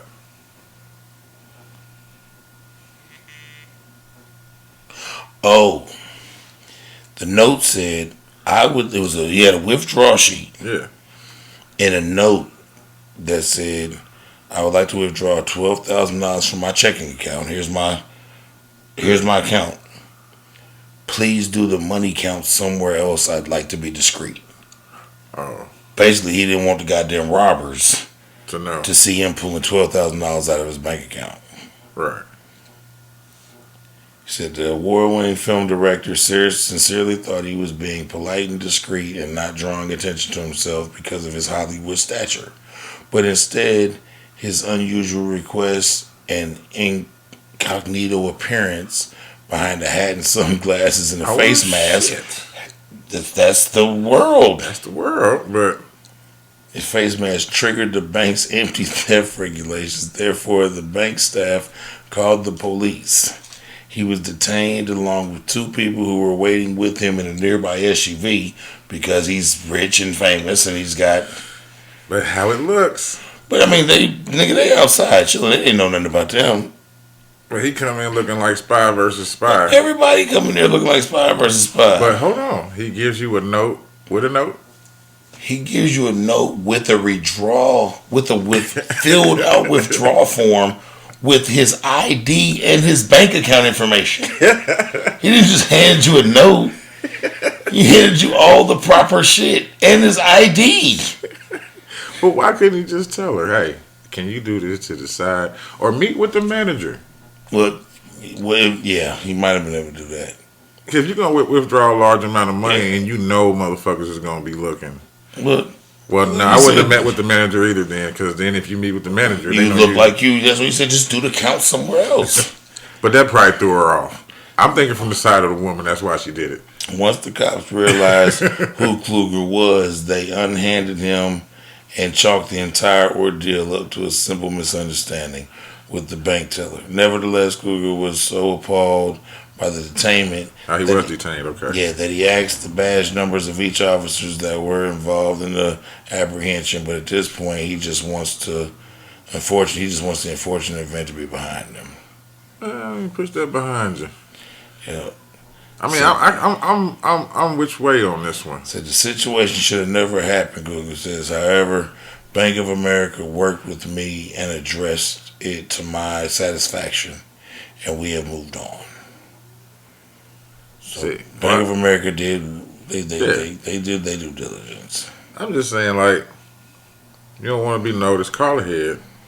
Send one of your peoples in there and have them get it. But on some real shit, and this is the only reason why I say like no to that, and I'm with that. Right. But if that had been a motherfucking white man, she'd have took the time and looked at the ID in the withdrawal form with the bank account. See, because if a motherfucker give you their ID, I'm not trying to rob this motherfucker. No, that's true. And if you look at my withdrawal form and type in my bank account number and see that I have millions of dollars in the bank, which I'm sure he does, I just want $12,000 out calmly and quietly. Do the count somewhere else, put it in your little Bank of America envelope and hand it to me. Right. I don't want nobody to know I'm walking out this bitch with 12 bands. That's true. But hey, the note triggered it. The black man handed her the note, triggered it. That too. But the note. Nonetheless. Yeah, but that's low. Because I'm thinking in my red flag bank, like, what the fuck? Like, how do I know you didn't find? He covered up too. How you could have found this man's wallet. You know what I mean? Man. ID. Now the numbers and all that shit. But also, the note didn't say this is a stick up, bitch, shut up, give me your money. It didn't. It said get $12,000 out my account quietly, please. Because normally the note says, hey, bitch, be quiet. It does. Don't put that paintball shit in my money and the explosive die pack. Yeah, don't put the paintball shit in my money, bitch. That's a good one. Yeah, Ryan motherfucking Coogler. Poor fella. Hey, at least he got out of it. Yeah, no, he got out of it. He was good. You see that, I got a few more currents. You see that, Kevin Hart and Chris Rock are going on tour? Mm-hmm. I saw that. A little quick tour? Yeah. 5 dates? Now, I didn't know how long it was. I thought it was going to be longer than that. Nah, it's just the way that they got it set up. I'm assuming that it sounds like to me that they're going to do this because the tour is called Headliners Only. Okay. So they don't have big names. Well, yeah, it's big names on the undercard for them are headliners. All right. but they only doing like 5 dates. So the way it kind of seemed to me is like they might be cycling out headliners. Like, oh, they go to this venue and they have such and such, such and such. well, like maybe this 5 dates is Kevin Hart and Chris Rock. Maybe the next 5 dates is Sid the Entertainer and I see what you're saying. you feel me? Yeah. Because they doing like 5 dates in the New York area, New York and New Jersey, and they're back to back. They're 5 nights in a row, Okay. and then it's done. Oh shit. Yeah. All right. But that shit seems dope. That's gonna be a documentary. Yeah. They need to film some of that shit. They need to film some of it. Yeah. Yeah, they need to. You hear about old Dion, didn't you? Who? Deion Sanders. No, what he done did? He went in for a foot operation and they had to cut a couple of his toes off. Did they have to cut the toes off? Yeah. I saw the foot operation. They had to cut his toes They off. should have had a couple of them off. I don't know if it's 1 or 2 or how many. I just Damn. seen the headline for it. I didn't want to read into it. Damn. I didn't know the man was having foot surgery. Damn. Damn. Yeah, he getting Well, old. he getting old, man. He done put them toes Yeah, too to much work. Too much of the sugars. Sugars. You Too know, much that's of the the first things to sugars. go is the exterior Yeah. parts. You see, the goddamn Dion, prayers to you. Yeah, prayers to him. You see, Eminem is the most. Don't let me lie.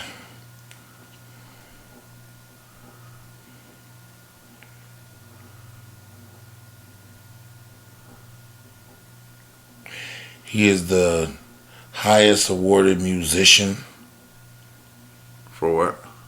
sales Okay, in history now. I can see that.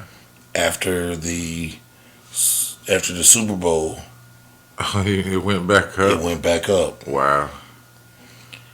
Yeah, and now he #1 awarded for singles in the program's history. With 3 or more diamond albums.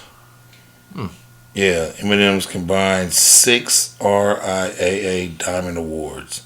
3 albums and 3 singles have cemented their place as the most accomplished artist in history, with today's 73.5 million units sold.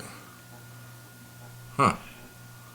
No, that's with them. Eminem's RIAA award career total is now 227.5 million sold. Damn. Hey, shout out to him. 166 million singles, 61.5 million albums. Huh. Hey, I didn't buy not one of them. Me either, but goddamn, good job. That is a good job. Good motherfucking job, Bucko. Nah, I didn't buy not a one. I might have found a bootleg of somebody and had that for a minute. I think I had one. I didn't even have one myself. I think my guy gave me one. Yeah, I got to listen to somebody's and traded it back to him. But, yeah, I didn't support him like that. He's a good lyricist. Yeah, he's not my favorite artist. He's not either. my favorite though. You know what I mean? Yeah, he's not really. He was never believable to me. I mean, he stayed in his lane, but Well, no, he's believable to me. He was always on the shit that he was on. It was just. Yeah. I still felt I felt like he was a plant, but I'm not gonna go there. I ain't no super big. I hate to say it, but I ain't no super big lyrical miracle ass nigga, man. I don't like music like that. Understood. I like my shit more melodic and Yeah. feel good, and I hate being bombarded with words. And that nigga He will bombards bombard you you with some words. I hate it, bro. Like it. I like it every other place. You know what I'm saying? It don't. I like my music The to feel good. motherfucker that I felt would have gave Eminem a run for his money at the time would have been cannabis. And they was at each other's heads. Yeah, cannabis got worse though. LL destroyed that nigga. LL destroyed him. Wyclef destroyed him. How you get destroyed by Wyclef? Because he was the producer for his first album. Mm-hmm. Then he went on fucking Smack Battle and did that bullshit ass shit that he did. And I was just like, bro, I'm done with you. I'm not supporting you no more either. You know, and he's one of my best lyricists in my top 5. You know what I'm saying? Can I bust? Can I bust? Yeah. He used to put some shit down. He said some shit that make you think. You know what I mean? And it'd be a double entendre sometimes. Nah, dude was nice. Yeah.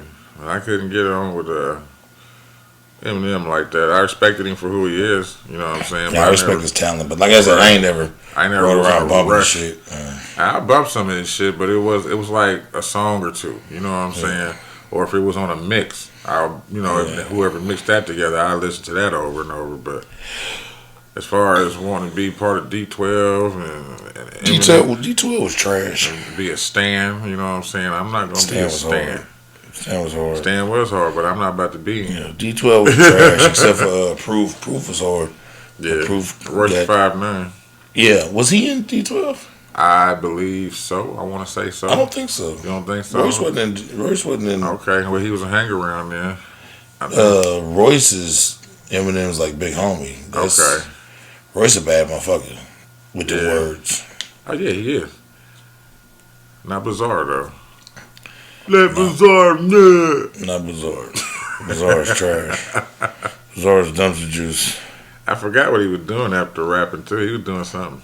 He was just on one of them pods I watched. He was on T-Pain's podcast. Okay. Talking about a bunch of fucking nothing, little fat weird motherfuckers. But you ready for Florida Man or you? I don't know. Oh, I got some local shit. Okay. I meant to talk about it earlier, man. And this is one of your cool, crazy news. Oh, for you? Yeah. Cool people, crazy news? Yeah, let me see, man. My man sent it to me earlier via the Fox 59 goddamn website.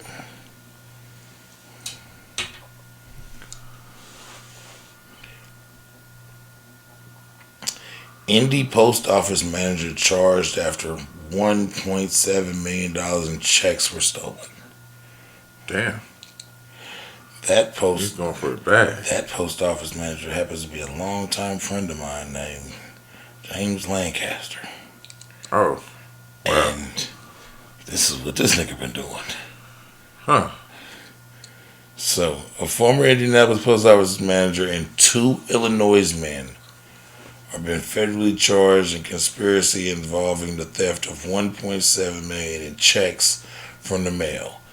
The U.S. Department announced on Wednesday James Lancaster, age 40, was the manager of customer service in Indianapolis, New Augusta post office at the city's northwest side. Yeah, that's off of 71st. He had been charged in federal court with a conspiracy to commit bank fraud and theft of mail. A federal grand jury indicted 26-year-old Lavaris Yarbrough of Calumet City, Illinois, and age 30-year-old Jordan McPherson of Blue Island, Illinois, with bank fraud and conspiring with Lancaster to commit bank fraud. How did they get caught? But between May of 2020 and June of 2021, Lancaster used his position at the post office to steal checks from the mail per count documents. Lancaster is accused of giving the checks to McPherson, sometimes in exchange for cash. McPherson would fraudulently negotiate the stolen checks and deposit them into accounts belonging to someone other than the intended payee. DOG said authorities added that McPherson sometimes provided stolen checks to Yarbrough, who would fraudulently deposit them. In total, Lancaster is accused of stealing more than 270 pieces of mail that contained checks for more than 50 different local businesses. The value of the stolen checks was around $1.7 million. DOG noted if convicted, Lancaster, Yarbrough, and McPherson each face up to 30 years in federal prison for conspiracy to commit bank fraud. Lancaster also faces up to 5 years in prison for theft of mail. So he gets it double. Yeah. I mean, they all get 30 years, but he gets an additional 5 because he worked at the post office. Man, they whole little crew going through. Remember when I was talking about the nigga, a couple of things back, the nigga with the pervert shit? Yeah. That was all from the same little crew. Damn. Karma catching up. Yeah, Lancaster was always a solid nigga, man. He's always super low key, nigga. That shit right there, we're just it's actually up his alley because he's always super low key. Super low key. And yeah, he just stuck to cash and not checks. Man, them niggas was stealing motherfucking checks out the goddamn.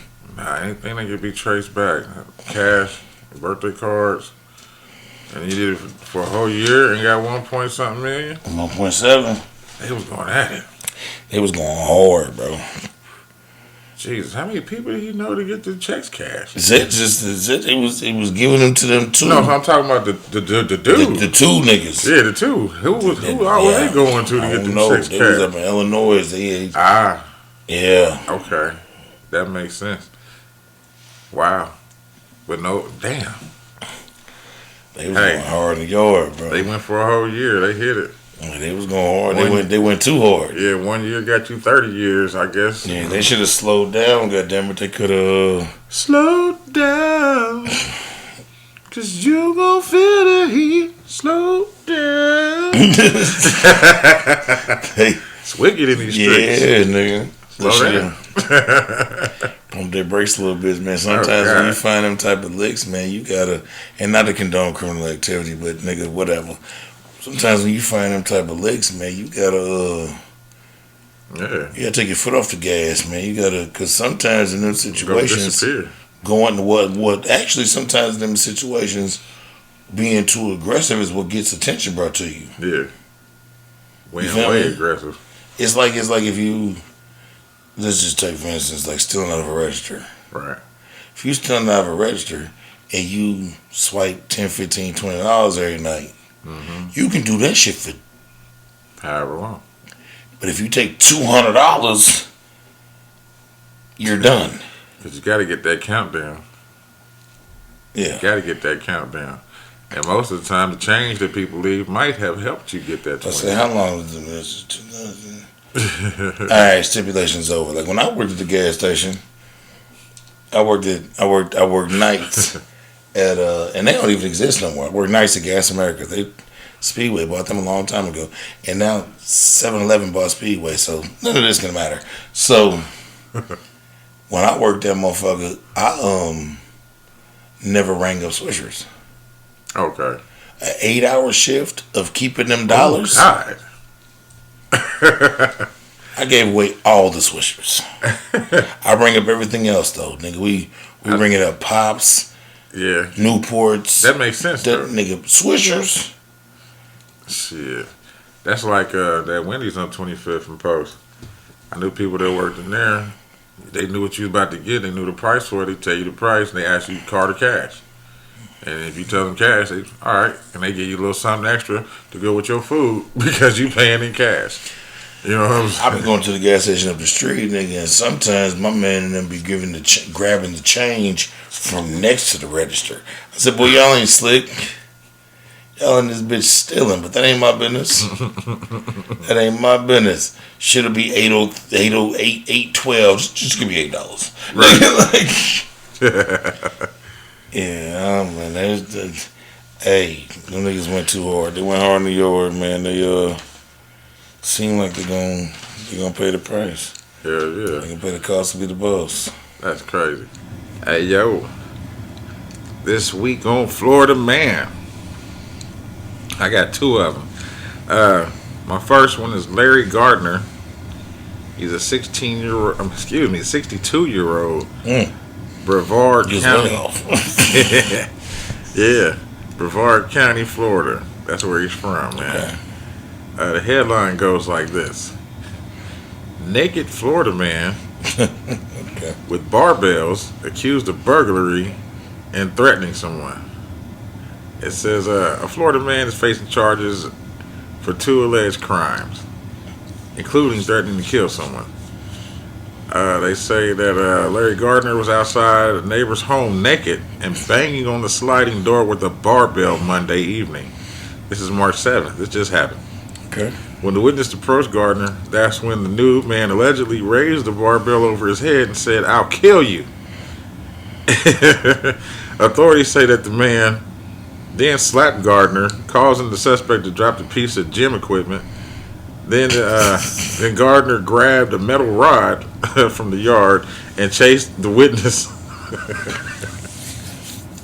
It says the man then pulled his gun and told Gardner to drop the metal rod when another neighbor came out to help tackle Gardner to the ground. Deputies also accused the new suspect of committing a burglary shortly before the incident, and Gardner was charged with aggravated assault and armed burglary. Jesus. When he was just out running amok, naked. He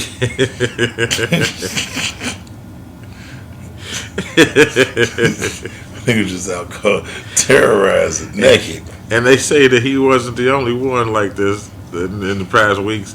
They said other naked Floridians got into several mishaps already this year. A lawyer was jailed after refusing to put on clothes inside a bar.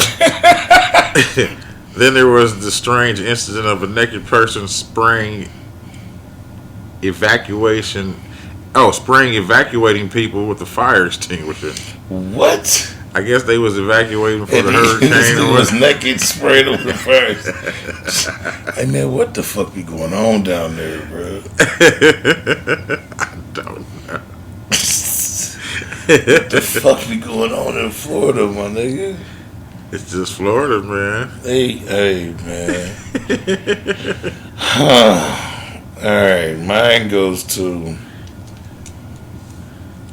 Corey Pujols. Okay. Pujols. Pujols? He looks Haitian. He's black. He looks Haitian. Okay. He's 27. Essentially, he worked at Dunkin' Donuts. Oh. Yeah. He worked at Dunkin' Donuts where a customer by the name of Vanole Cook, 77, who was white, Okay. came through the drive-thru. Alright. Was trying to order. They couldn't hear him. Because he's old man. So they asked him to pull up. Yeah. He lost his mind, accused him of terrible service. Eventually, he went and parked his car, came inside. Came inside the Dunkin' Donuts, and he berated the young man, Corey, with racial slurs multiple times. Corey called the police. He took all types of precautions. He just kept berating him with racial slurs until my man lost his cool and punched him. Did he die? Yes, he did. The 77-year-old man hit the ground, hit his head, and he died. A stink meaner. He's a stink meaner. No, he died. He died. From the punch. Oh, he said after he hit his head. He died from the punch that he caused him to hit his head. Whatever the case may be, with all that being said, after it was all said and done, Corey was sentenced to 2 years of house arrest. Okay. And that's fair. 200 hours of community service. That's fair too. For the death of the man. That's fair for death. No, facts. Because, I mean... You didn't plan on killing that man. You didn't plan on killing him. And I guess you can't say that's self-defense either. No, Because the man has the right to say whatever he but wants it is. to. But it like is a crime of passion yeah. type shit. Especially they said. And he tried to alleviate it. They said he called the police. Right. He asked the man politely numerous times to stop doing that, stop saying that. So he went through the proper channels. Yeah, and then he kind of lost it after being called a nigga up too many times. He seen that Applebee's video. He punched him. He punched him. It's One Punch Man. And he's a Florida resident. Oh man. But yeah, That's 2 years. 2 years. You say probation? 2 years probation. 2 years house arrest. House arrest. That's 2 years house arrest and 200 hours of community service. All right. Shit, I'll catch a body for that time. Yeah. Yeah, I'll I mean, catch a that's body for that unprovoked. time. Oh I'll catch a body man. for that time. This one's funny though. So, a Florida man blames Putin for speeding. What? He blames Putin. I saw that and I just didn't write it down. Yeah, go ahead. A Florida man was stopped for speeding, claimed that he was distracted by the Ukraine-Russia conflict. He claimed he was rushing home. A Florida man who was stopped for speeding made the mother of all dumb excuses after suggesting to the attending officer that Vladimir Putin made him do it. The footage was filmed in February, but it's certainly going viral now. Let's say it says Tuesday. Traffic Tuesday calls for some cop humor, blah, blah, blah.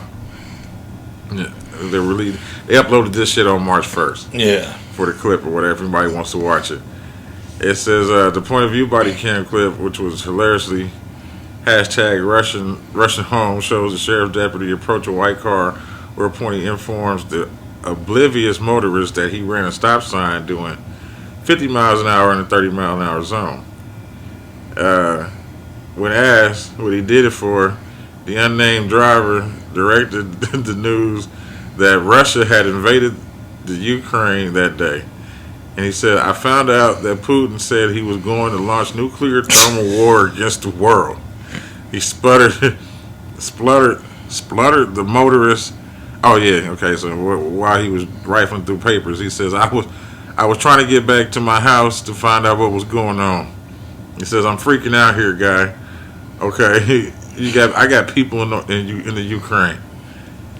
I'm losing my shit, man. Losing it, man. Losing my shit, guy. Yeah, he blames his own fucking Putin. I'm rushing home. Rushing home. Then he done lost his goddamn brain. He's something else, man. He done lost his damn brain. I guess we on a melanated mag now, bro. Oh my lord. Alright, my first one goes to a woman whose name I could not hunt down. Alright. But it was very dope, man. I saw I watched the video. Alright. I could not hunt this lady's name down. I can tell you her Instagram name if you want to go follow her. Her Instagram name is Love Only Me First. Okay. Her son was turning 16. And for his 16th birthday, she gave him a LLC, which was a LLC for a company. Yeah, I forgot the LLC's name and all. Oh, that. okay. She gave him an LLC. She bought him 2 completely finished homes. Oh shit. With residents in them. Already paying rent. Already paying rent. In his name, under his LLC. Damn. Then she bought him a 3rd home that needed work and gave him $10,000 in cash to do $10,000 check to do the renovations on that home to get residents in it. Damn. For his 16th birthday. So that'd be his 3rd house. at 16. That's what's up. Yeah, so Wish somebody thought ahead for me like that. whatever her That real sounds name good. is, like I said, her Instagram is love LUV only ONLY me ME first 1ST. Okay. That's her IG name, man, and that shit was extremely dope. Hell yeah. Yeah, that was. That's pretty cool, man. Yeah, says she's figured it out, and now she wants to develop generational wealth for the rest of her family. And that's where you need to start at too. Yeah, Everybody need a home. Somebody's always gonna need that yeah. until they find the dude with the squatters' rights. Cause that nigga knew some shit, boy. That nigga knew some shit. Let's see here. I got my first one is Matthew Newman. He is the founder and CEO of Truso. Truso is an audio-visual social media networking app for the black community worldwide. It offers a social environment that is as close to face-to-face as one can get, which psychologists say proves a great way to feel more emotionally connected to other people, and creates meaningful interactions. Matthew comments, in his first month, the app quickly raised more than $30,000 from individual shareholders who wanted in. And Matthew comments that it says, at its core, Truso is the barbershop, beauty shop, and brainchild of the black community. Over the past few years, we've seen racism and discrimination creep into social media in a way that attempts to mute black voices. In contrast, Truso amplifies black voices. Yeah. Okay. That's pretty damn cool. Yeah. Oh, my bad. And it also says, keeping pace with technology, Matthew announced in early 2022 this year that Truso will launch both in 2D as well as in 3D in the metaverse. Oh damn. Yeah. They going meta. Okay. That's pretty damn cool, man. Yeah, shouts out to that. And that's what we said we've been needing, is for somebody to come out with our own social media platform. Yeah, no. Which we already had one, but you see how they did it, and they went down the drains with Black Planet. There's another one. Who the fuck is it? I want to say like Quincy Jones III or some shit has a black social media Oh, for real? network where you can. I want to shout it out, man. It's called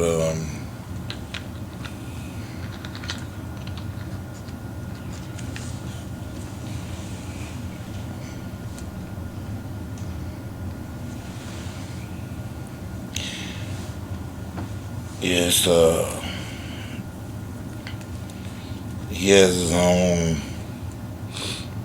I forgot the fucking name of it, bro. But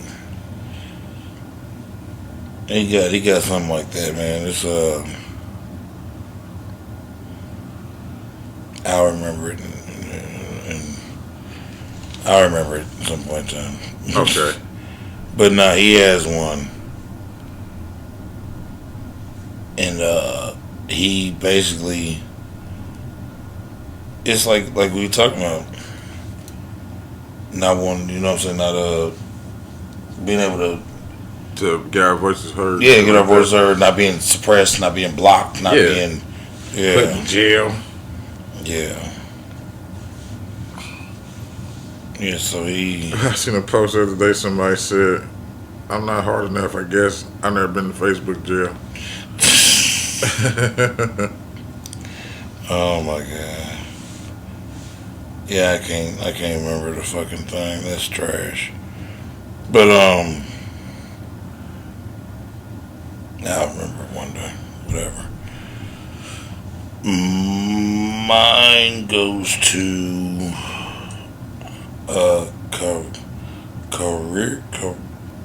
Kariri Sharif.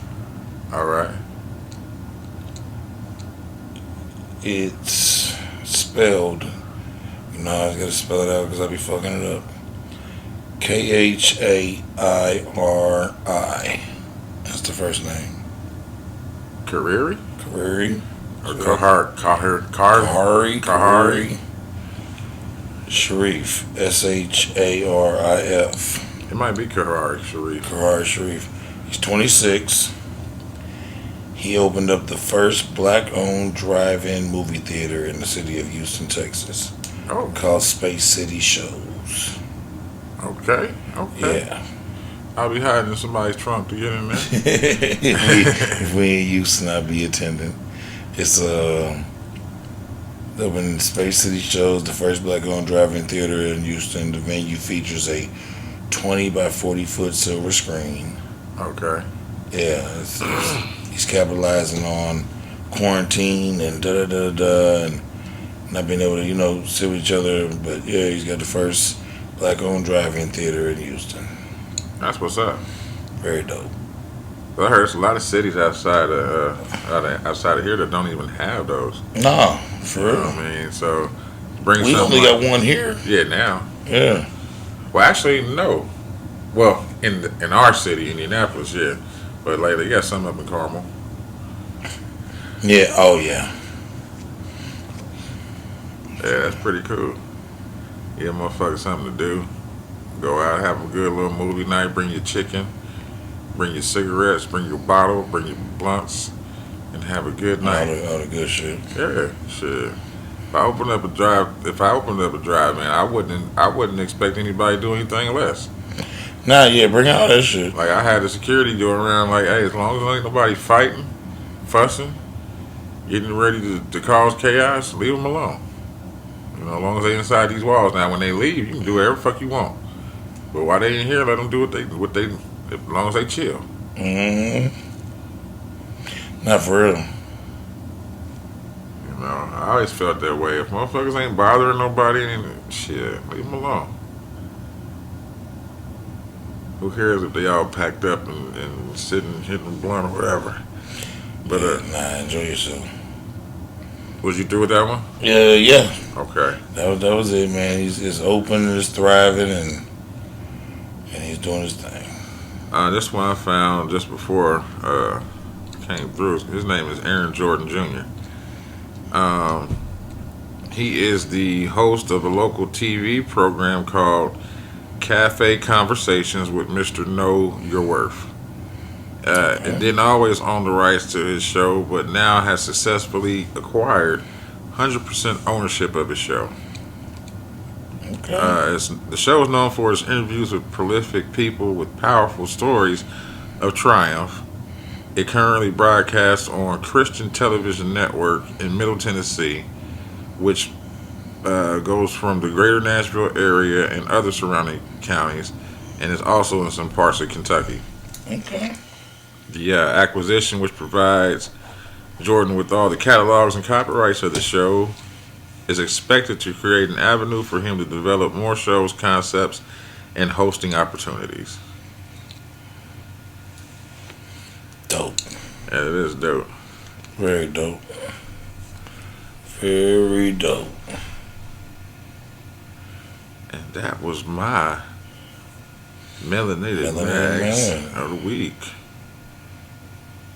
Now we're about to get gritty. Uh-oh. How many figures you get, sir? Just one. Just one, okay. Just one. I got two. They ain't really that bad, but they bad. 3 women arrested in New Jersey. Alright. So it says 3 arrests after girl wearing shock collar seeks help at a New Jersey home. Authorities say a 13-year-old girl was forced to wear a shock collar meant for a dog around her neck. What? Yeah. Check this out. Then the neighbor, Karen Vilek, said it was on the afternoon of Tuesday, March 1st last week, when she heard her doorbell ring repeatedly. So I opened the door, and she hands me this dog collar. And I go, is this your dog? Is your dog loose? She says, no. They shocked me. And pulled her neck pulled her neck around, and she saw the 2 marks from the dog collar on the little girl's neck. What the fuck?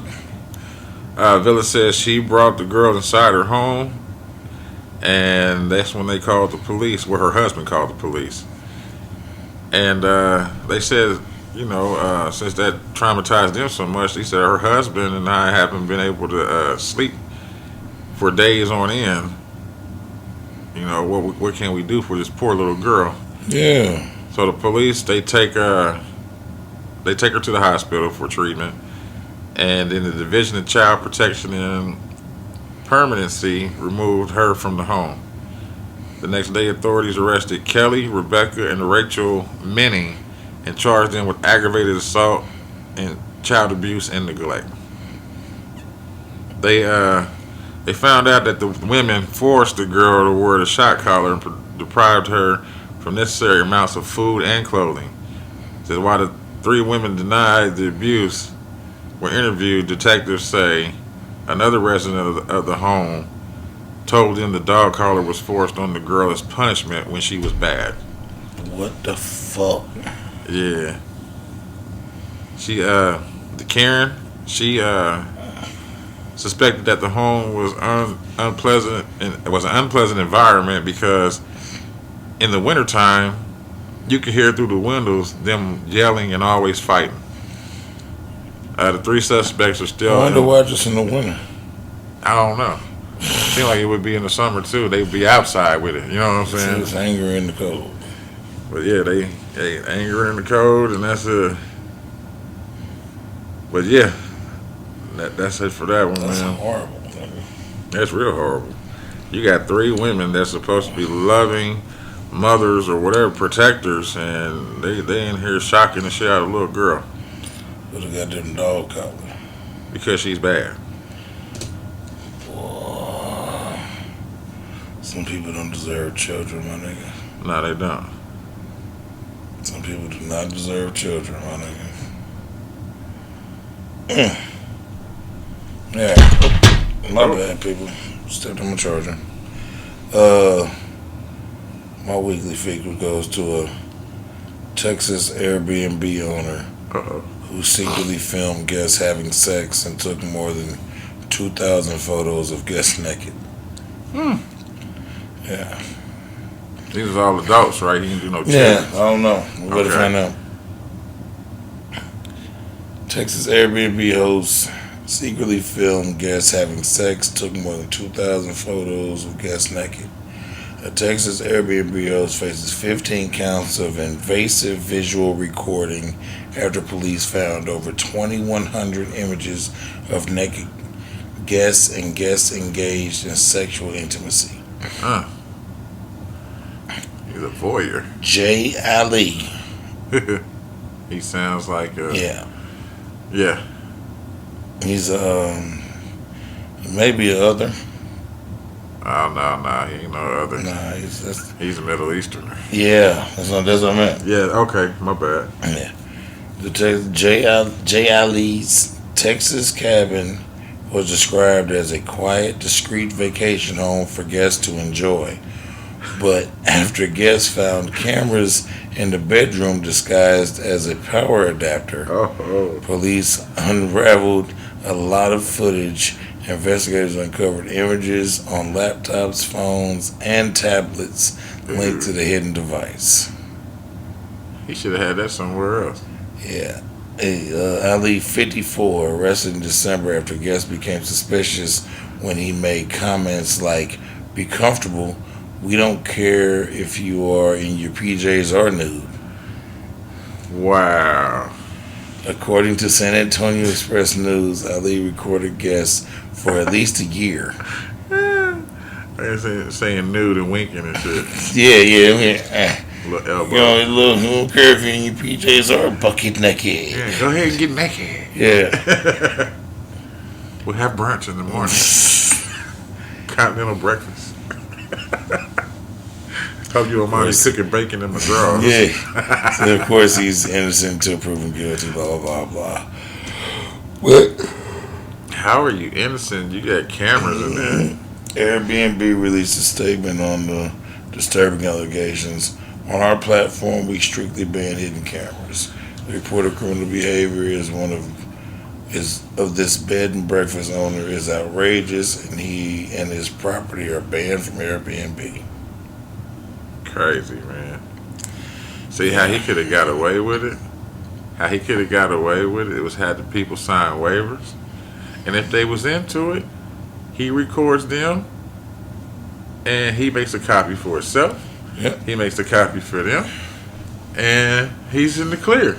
You gotta find motherfuckers that's into voyeurism. Yeah. But he's clearly into voyeurism. But I think he wanted to be. He didn't want